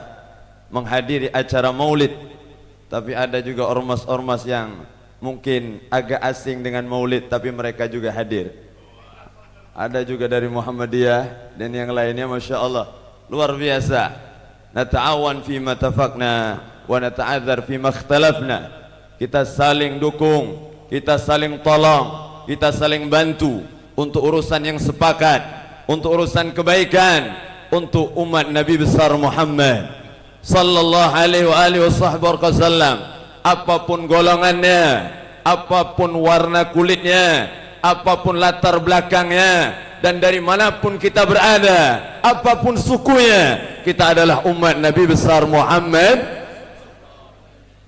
kita semua dikumpulkan Allah justru dengan perbedaanlah semua akan terasa indah tidak harus sama untuk bersama tapi justru perbedaan membuat kebersamaan kita terasa indah terasa alhamdulillah karena yang kita lihat pada malam hari ini saya lihat dari tadi tidak ada wajah yang sama satupun tidak ada wajah sama sini mana OMC Masya Allah luar biasa sama tapi beda Masya Allah jadi ini luar biasa kebersamaan alaikum bil jamaah wa iyyakum wal furqah hendaknya kalian terus berjamaah jangan mau dipecah belah, jangan mau dipisah-pisah, jangan mau kita diadu domba oleh siapapun.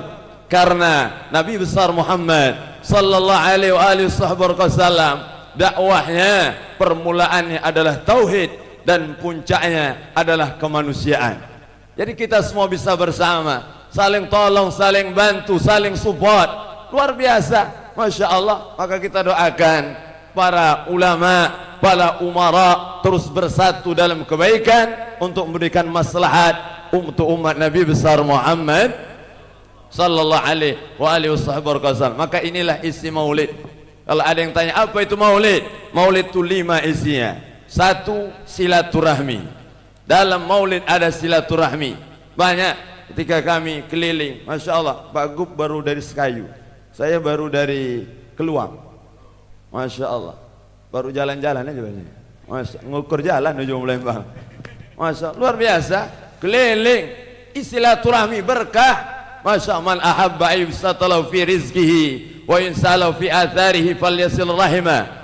Siapa yang ingin dipanjangkan umurnya, disehatkan badannya, diluaskan rezekinya, maka sambunglah tali silaturahmi.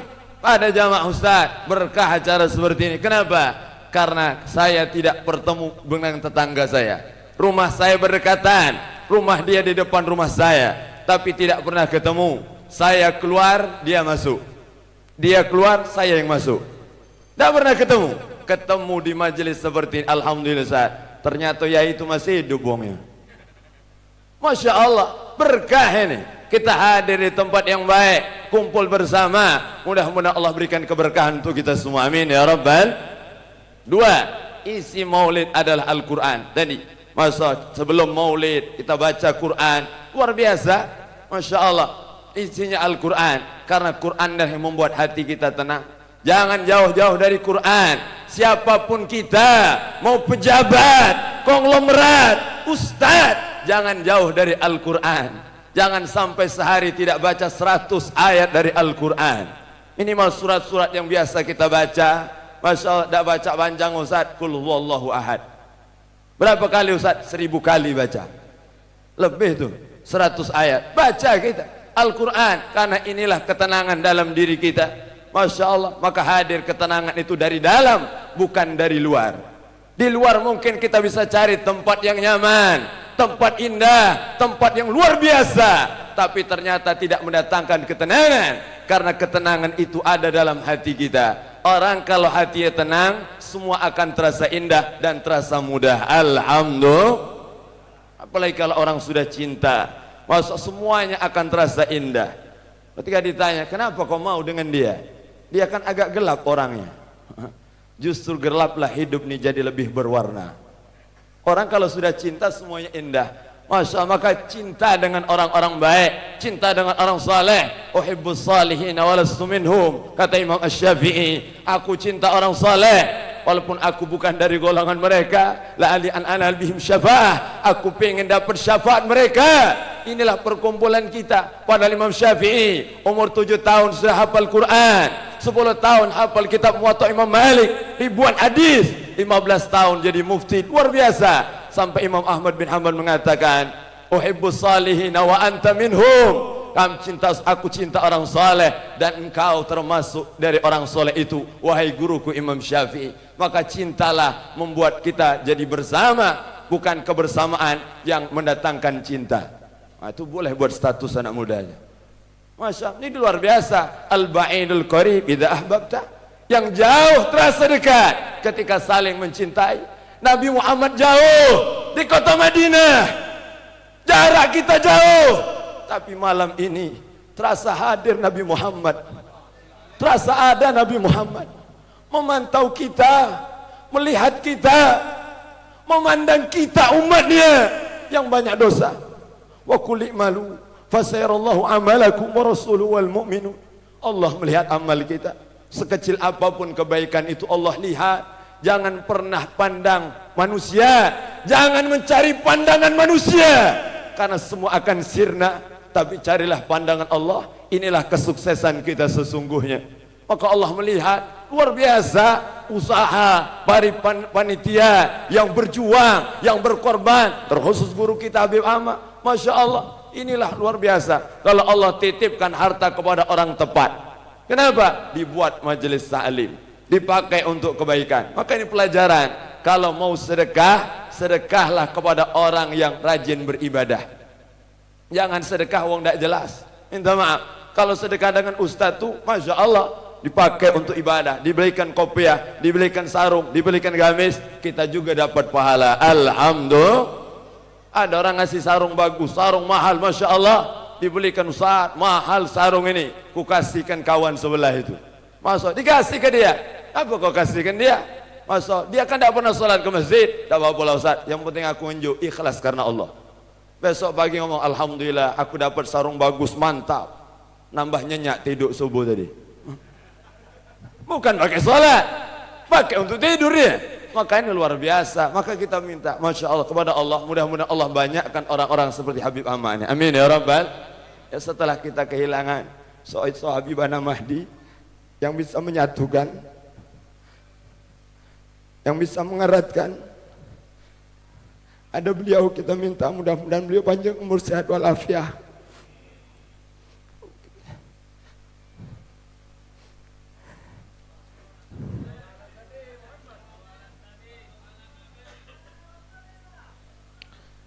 Karena untuk mencetak ulama itu sangat lama, sulit. Maka saat ada, mari kita hargai, kita muliakan mereka, kita jaga mereka, kita sokong mereka. Insya Allah mudah-mudahan Allah panjangkan guru-guru kita, para habaib, para ulama kita. Amin ya Rabbal Alamin. Jadi luar biasa, Masya Allah. Nah, jadi isinya adalah Al-Quran. Al-Quran datangkan ketenangan. 3, isi ceramah adalah tausiah. Ada tausiah, ada mau'izatul hasanah dalam acara Maulid Nabi besar Muhammad. Inilah dibagikan hidayah. Hidayah dibagikan karena hidayah ada 2. 1 hidayatul bayan, 2 hidayatul taufik. Hidayah berupa ilmu pengetahuan, hidayah berupa pemahaman.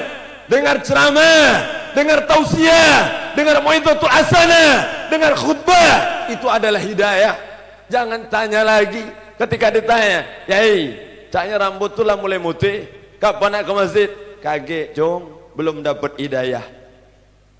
Masya Allah, ada ibu-ibu sudah usia senja, kita tanya, belum pakai jilbab, belum dapat hidayah. Dia sangka hidayah itu karena orang ngantarkan paket apa?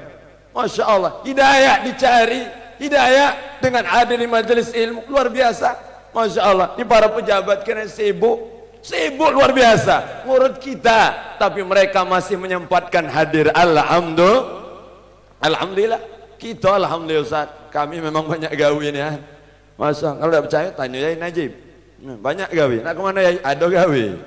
Masya Allah, padahal tak kata gawe ya ini, tapi luar biasa, duitnya ngalir terus. Alhamdulillah, berkah. Masya Allah, hadir hidayatul bayan, tapi jangan lupa ada hidayatul taufik. Wa ma taufik illa billah. Taufik itu datang dari Allah. Apa itu taufik? Khalqu qudrah at-ta'ah lil abad. Kemampuan yang Allah berikan kepada seorang hamba untuk melakukan taat ibadah. Itulah namanya taufik. Setelah tahu, setelah faham, setelah ngerti, dia dimampukan Allah. Tahu salat jamaah, tahu baca Quran hebat pahalanya, tahu majelis ta'lim luar biasa, tahu sedekah faedahnya istimewa. Dan dia dimampukan Allah subhanahu, bukan hanya tahu sholat jamaah, Masya Allah, tapi tidak pernah muncul di masjid. Ada jamaah kita, Masya Allah Ustaz, ya, minta maaf, saya kenapalah kalau setiap azan itu tidak pernah terdengar dengan suara azan. Kok bisa? Rumah bapak di mana? Samping masjid Ustaz. Oh, kok bisa tidak dengar azan ya? Kemudian saya ketemu dengan pengurusnya, saya ngomong, Pak, ya, tolong pesan 1 speaker. Untuk apa Ustaz? Masukkan ke rumah bapak sebelah rumah itu, sebelah masjid, masukkan. Kalau ternyata tidak bangun juga, innalillahi wa inna ilaihi rajiun. Ada orang yang tidak dimampukan Allah, maka alhamdulillah, ayo berjuang sama-sama. Jangan nunggu dunia berubah, tapi berubahlah selagi masih ada di dunia. Jangan nunggu waktu luang, tapi luangkanlah waktu untuk ibadah. Jangan nunggu waktu sempat. Kita ini tidak ada waktu kosong. ada terus diisi. Kalau tidak dengan taat, maka akan diisi dengan maksiat. Na'udzubillah min dzalik. Maka isinya adalah dibagikan hidayah. Masya Allah, ini majelis ta'lim al-ikhlas, majelis Masya Allah zikir akbar. Kita doakan mudah-mudahan istiqomah sampai hari kiamat. Amin ya rabbal alamin. Istiqomah, berkah, manfaat luar biasa. Isi maulid Nabi adalah doa. Nanti akan dipimpin oleh habaib. Masya Allah, doa, jangan remehkan doa. Lughatul hub katsiratun, bahasa cinta itu banyak. Yang paling tulus, yang paling benar adalah doa. Ada orang ngasih uang, ngasih harta, tapi tidak sepadan dengan doa. Doa unirfa'alaka wa anta la ta'lam. Doa yang dimunajatkan untukmu dan kau tidak tahu siapa yang berdoa itu. Ada orang-orang baik saat tahajud malam dia menyebut nama kita, dia mendoakan kita. Itulah hadiah terbaik untuk kita. Amin ya rabbal. Maka kata Imam Ahmad bin Hanbal, kalau aku punya satu doa mustajab, lau kana al-da'wat mustajab, kalau aku ada satu doa mustajab, maka aku akan doakan para pemimpin supaya mereka adil, karena saat pemimpin adil, tempat akan aman dan masyarakat akan makmur. Amin ya rabbal. Kita doakan pemimpin kita, mudah-mudahan ditolong Allah, dijaga Allah, dimudahkan segala urusannya. Amin ya rabbal alamin. Berkah doa ini mahal. Yang kelima, isi maulid adalah makan-makan. Nah itu isinya. Masya Allah, entah ada wallahu alam. Masa ada biasa bi amat tadi lama. Nah deket. Masya Allah. Kalau Nabi Musa ngetok tongkat 14. Masya 14 ini sekali ketok ribuan yang dapat keluar. Masya Allah. Sallu ala Nabi Muhammad. Masya ini hikmah kedua. 40 menit kata bi amat. Masih ada 7 menit lagi. Masya biasa on time biasanya tapi. Masya Allah. Insya Allah hikmah ketiga. Apa hikmahnya? Ayo sama-sama kita berjuang untuk menyenangkan hati baginda Nabi besar Muhammad. Dengan apapun yang kita punya, dengan apapun yang kita bisa. Yang punya ilmu dengan ilmunya, yang punya kuasa dengan kuasanya, yang punya harta dengan hartanya, yang punya tenaga dengan tenaganya, kita pakai untuk menyenangkan Sayyidina wa Maulana Muhammad sallallahu alaihi wa alihi wasallam. Maka ini perjuangan kita pengen bersama Nabi. Almar'u man ahab, seseorang akan bersama dengan yang dicintai. Kalau kita benar cinta Nabi Muhammad, kita buktikan. Maka saya selalu tanya, kemanapun saya ngisi maulid Nabi, saya tanya semua, siap ramaikan masjid musola dengan sholat jamaah? Jawaban sepi. Sekali lagi saya tanya, siap ramaikan masjid musola dengan sholat jamaah? Walaupun agak terpaksa sedikit jawab ini. Tidak masalah, ibadah itu awal terpaksa, ayo ramaikan. Nabi Muhammad senang kalau kita sholat jamaah di masjid. Jangan sampai sepi. Masjid sudah besar, sudah megah, sudah mewah, kita ramaikan bersama. Mudah-mudahan kita diakui sebagai umat Nabi besar Muhammad sallallahu alaihi wasallam. Yang kedua, setelah sholat jamaah, jaga hati. Ini sunnah Nabi besar Muhammad. Ada sunnah zahir, ada sunnah batin. Yang zahir banyak, sholat duha sunnah, sholat tahajud sunnah, sedekah sunnah. Tapi ada satu sunnah yang sangat-sangat esensial, sangat penting, sangat menentukan. Apa itu? Kebersihan hati. Apa kata Nabi kepada sahabat Nabi Anas bin Malik? Wa ya gulam, in qadarta an tusbiha wa tumsiya laisa fil qalbika ghishun faf'al. Wahai Anas, wahai anakku, kalau kau mampu, kalau kau bisa, setiap pagi, setiap sore, di hatimu tidak ada kebencian, tidak ada hasad, tidak ada iri dengan siapapun, faf'al, lakukanlah. Kenapa? Wadzalika min sunnati, ini adalah sunnahku kata Nabi. Man ahya sunnati faqad akhbani, siapa yang menghidupkan sunnahku berarti dia cinta kepadaku. Wa man habbani kana ma'iyya fil jannah, siapa yang cinta kepadaku maka layak akan bersamaku di surga Allah bersama baginda Nabi besar Muhammad. Syarat orang masuk surga harus bersih hatinya. Jangan ada benci dengan siapapun, jangan ada hasad dengan siapapun, gara-gara pilihan, gara-gara perdagangan, gara-gara urusan dunia. sehingga sampai kita korbankan kebahagiaan hakiki kita di surga Allah Subhanahu wa ta'ala. Mudah-mudahan keluar dari majelis ini Allah bersihkan hati kita semua. Tidak ada kebencian, tidak ada hasad, tidak ada iri, tidak ada sum'ah, tidak ada sombong, tidak ada riya. Mudah-mudahan bersih semuanya dan kita layak menjadi calon penghuni surga. Amin ya rabbal. Saya terkenang dengan cerita Habib Amma. Ini termasuk malam ini adalah haul setahun dari Hubabah Nur. Setahun beliau waktu Al-Fakir ditelepon beliau cerita panjang lebar. Satu yang sangat-sangat berkesan. Apa kata beliau? Ustaz, ya, selama hidup dengan Hubabah, dengan istri saya almarhumah 18 tahun kurang lebih, 25 tahun kurang lebih. Dia cerita, Masya Allah, satu yang terkesan. Apa kata beliau? Beliau tidak pernah membicarakan keburukan orang. Perempuan tidak pernah membicarakan keburukan orang, tidak pernah ngurusi orang, tidak pernah cerodean ujung belembah. Bahkan kata Habib Ahmad, kalau aku nak ngomongin wong Ustaz, istriku yang nyegah. Masya Allah, luar biasa. Ini luar biasa, ternyata banyak orang-orang hati bersih, tidak ada ngurusi orang, tidak ada kebencian dengan siapapun. Inilah ahli surga yang masih berjalan di atas dunia. Mudah-mudahan kita termasuk di dalamnya. Amin ya rabbal alamin. Bertepatan dengan haul, Masya Allah, luar biasa. Maka ini sedikit kita nanti doakan keluarga-keluarga kita, terkhusus keluarga besar Habib Ahmad. Mudah-mudahan yang sudah mendahului diampunkan Allah, ditinggikan derajatnya oleh Allah. Amin ya rabbal alamin. 3, Masya Allah, terakhir, hikmah terakhir adalah kita jalankan amanah ini dengan sebaik-baiknya. Jalankan amanah. Nabi Muhammad itu rahmat, sayang, tapi Nabi Muhammad juga tegas. Tegas Nabi Muhammad. Ada sahabat Nabi dulu namanya Abdullah, sampai digelar dengan himar. Masya Allah. Kenapa? Karena yudhiku Rasulullah SAW. Dia sering membuat Nabi Muhammad itu tertawa. Jadi kalau ada orang galak ucak-ucak, galak kelakar, itu sudah ada dari zaman Nabi besar Muhammad. Siapalah yang galak kelakar di Palembang ini? Saya tidak ngomong, pacalah uang yang ngomong. Sudah ada dari zaman dulu. Orang buat tawa Nabi, Masya Allah, luar biasa. Tapi ternyata dia karena masih kebiasaan jahiliyah, dia masih jatuh dalam minum-minuman keras. Mudah-mudahan Allah jaga beliau nih. Jangan tangkap Pak, jangan. Cukup kawan yang tangkap beliau, jangan. Masya Allah, luar biasa. Masih jatuh, akhirnya dihukum oleh Nabi. Dihukum oleh Nabi, tegas Nabi Muhammad. Dihukum. Masya Allah, sekali dihukum, ternyata berapa hari kemudian ngulang lagi. Malah ini ujung Palembang. 2 kali dihukum lagi oleh Nabi. Sampai ada keluar dari lisan sahabat yang lain, ini wajar memang. Kenapa dia sudah berulang kali? Apa kata sahabat? Semoga Allah melaknat dia. Dilaknat oleh sahabat.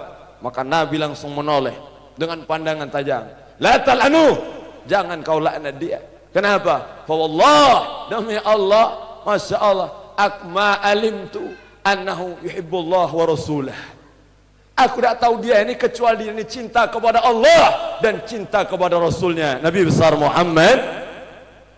Maka tegas boleh, tapi jangan sampai pupuskan harapan orang, jangan sampai hinakan orang, jangan sampai rendahkan orang. Boleh benci dengan perilakunya, jangan sampai benci dengan orangnya. Kenapa? Bisa jadi dia orang lebih taat dari kita, bisa jadi dia masuk surga lebih dulu dari kita. Maka jangan pernah memandang orang lain lebih baik dari kita. Mudah-mudahan kita termasuk orang-orang yang Allah berikan kemuliaan dunia akhirat. Amin ya rabbal alamin. Hadza minni wa lakum minkum. Pas 40 menit. Masya Allah, minta maaf habaib. Masya Allah, sebenarnya Al-Bakir tak layak berdiri di sini. Yang Tisadul Amr, Masya Allah, ya, para Habib Muhsin, Habib Syukri, Masya Allah, yang lainnya yang hadir bersama kita, semua yang minta maaf tidak bisa Al-Bakir sebutkan satu-satu. Mudah-mudahan ya kita semua diberikan keberkahan oleh Allah. Minta maaf lahir batin. Masya Allah, jalan-jalan nak pantun dari ini, karena tadi pantun kalau Pak Gub pantun, jalan-jalan ke pinggir dermaga, lihat Pak Mamat mancing udang. Apalah kira-kira ini? Masya Allah. Semoga kita yang malam ini kumpul bersama dan dapat rahmat dan lunas utang. Amin ya rabbal Alhamdulillah. Hadza minni wa lakum. Assalamualaikum warahmatullahi wabarakatuh. Waalaikumsalam warahmatullahi wabarakatuh. Paling keras tadi ngomong amin. Pengen lunas kalau utangnya, masya Allah. Berarti dari zaman dulu aduh penesan cak. Nah. Takut aku. Ya icaknya alang kesedapnya kalau hari ini kita unjuk pantun-pantun dikit ya. Dan kami haturkan selamat datang yang sama-sama kita hormati dan juga kita banggakan. Wali Kota Palembang Bapak Dr. Andes Haji Gatot Dewa juga sudah menyempatkan hadir. Selamat datang Kanda. Menitipkan pantun. Jadi Yai Najib kalau nak sambutan kemalaman. Boleh. Titip pantun ini baik melalui WA tadi. Pagi Jumat letak kuku, akol, kurang sehat minum jamu, akol, kalau lampu jalan sakit akati duit rumah nak roboh itu urusan aku, cuman aman buntu urusan kamu. Oh, ya. Kurang kalau si kau pantun. Nah, dibalas oleh Pak Herman Deru. Tanya, wong tua galak ngelantung, hobinya makan rujak, jalan nak mulus pajak kita atuh, jangan lupa bayar pajak. Nah, aku Pak Gubernur ya. Ini di Karangla 3 hari yang lalu ini Pak. Masya Allah. Aku juga boleh pantun dikit ya. Alhamdulillah malam ini malam penuh barokah. Jadi jalan-jalan ke pasar Kuto meli iwak sepat, iwak tempalo. Kita yang hadir di majelis yang dimuliakan Allah, kita dapat syafaat dan pahala dari Rasulullah Sallallahu Alaihi Wasallam. Amin. Jadi pahala dari Allah, syafaat dari Rasulullah. Itu termasuk pantun yang waras, Bang. Oh, ini yang ucap-ucap. Itu pantun yang kata ujungnya. Baik, kita akan berdoa sejenak memohon pada Allah Subhanahu wa taala semoga silaturahmi kita pada malam hari yang berbahagia ini dinilai sebagai suatu ibadah oleh Allah Subhanahu wa taala. Amin. Untuk itu kita sama-sama untuk berdoa kita mohonkan kepada Abuya Habibana Al-Muallim Al-Habib Umar bin Abdul Rahman Sahab. Abuya mohon untuk memimpin doa kita sama-sama.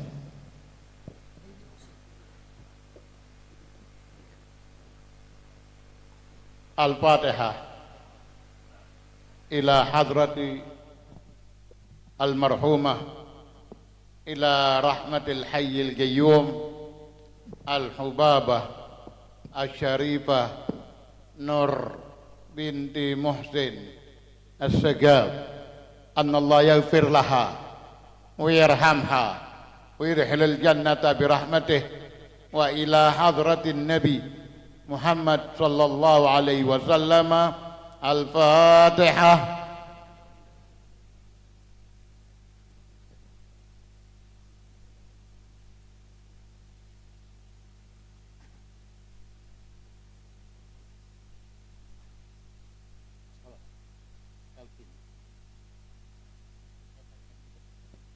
Qala Rasulullah sallallahu alaihi wasallam afdalu ma qultu ana wan nabiyyuna min qabli la ilaha illallah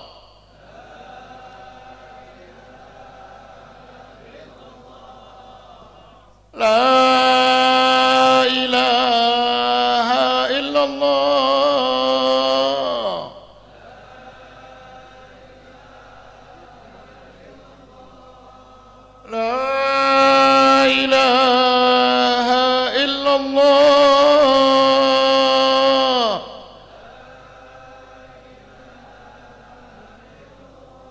Muhammadur Rasulullah sallallahu alaihi wasallam. Kalimatu haqqin 'alaiha nahya wa 'alaiha namut wa 'alaiha nubathu insyaallah minal aminin. Allahumma ij'al jam'ana hadha jam'an marhuma wa tafarruqana min ba'dihi tafarruqan ma'suma wa la tuj'al fina wa la ma'ana syaghiyan wa la mahruma wa la matruda birahmatika ya arhamar rahimin. Allahumma bihaqqil Fatihah wa bisirril Fatihah wa bi'azamatil Fatihah wa bihaqqi man unzil ilaihil Fatihah. Allahumma ya man anzalal Fatihah ij'alna min ummatis salihah, ij'alna min ummatis salihah, ij'alna min ummatis salihah wa umurana najihah wa tijaratana rabihah. Allahumma ya mujammil la tuhammil, inna min adatikal jamala jammil dunya wal ukhra qalliha ta'bur sahala. Allahumma anta waliyu ni'matina wa antal qadir ala talbatina wa ta'lamu hajatana fa nas'aluka Allahumma ya Allah, ya Allah, ya Allah, bihaqqi Muhammad wa ali Muhammad lama yassara Allah umurana wa umurakum wa lama qadallahu hajatana wa hajatakum wa lama syafallah mardana wa mardakum. Sallallahu ala sayyidina Muhammad wa ala alihi wa sahbihi wa sallam walhamdulillahi rabbil alamin. Kabul insyaallah, amin.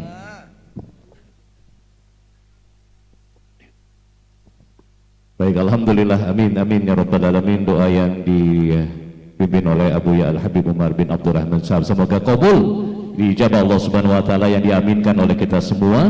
Dan semoga hari ini pula beliau merupakan juga penasihat dari Majelis Zikir Akbar Sumatera Selatan, pembina Majelis Zikir Akbar Sumatera Selatan dan Majelis Ta'lim Akhlas juga. Baik Bapak Ibu yang kami hormati, Gubernur Sumatera Selatan yang kami banggakan. Udah ganti ibu. Oh, kalau ada di pucuk. Anggaplah ada di jalan dia. Lanang Ikhwan Galo, Ikhwan Galo, ya. Ulang ya. Baik Bapak-bapak yang kami hormati, Gubernur Sumatera Selatan yang kami banggakan, Wali Kota yang kami cintai, tuntas sudah rangkaian acara kita pada malam hari yang berbahagia ini. Kami berdua selaku pembawa acara mohon maaf jika ada kata-kata yang salah, dan dengan Allah tentunya mohon ampun. Billahi taufiq wal hidayah. Wassalamualaikum warahmatullahi wabarakatuh. Waalaikumsalam warahmatullahi wabarakatuh. Baik, Tatap Tanjung Atap. Iya, di sebelahnya Tanjung Batu. Bapak-bapak duduk mantap-mantap karena dia dengan lagi hidangan metu. Ya. Atau kita nanti insya Allah kita akan atur untuk kita sama-sama beramah-tamah, dan alhamdulillah nantinya juga kami mohon izin untuk diatur oleh kawan-kawan panitia yang bertugas saat ini untuk mengatur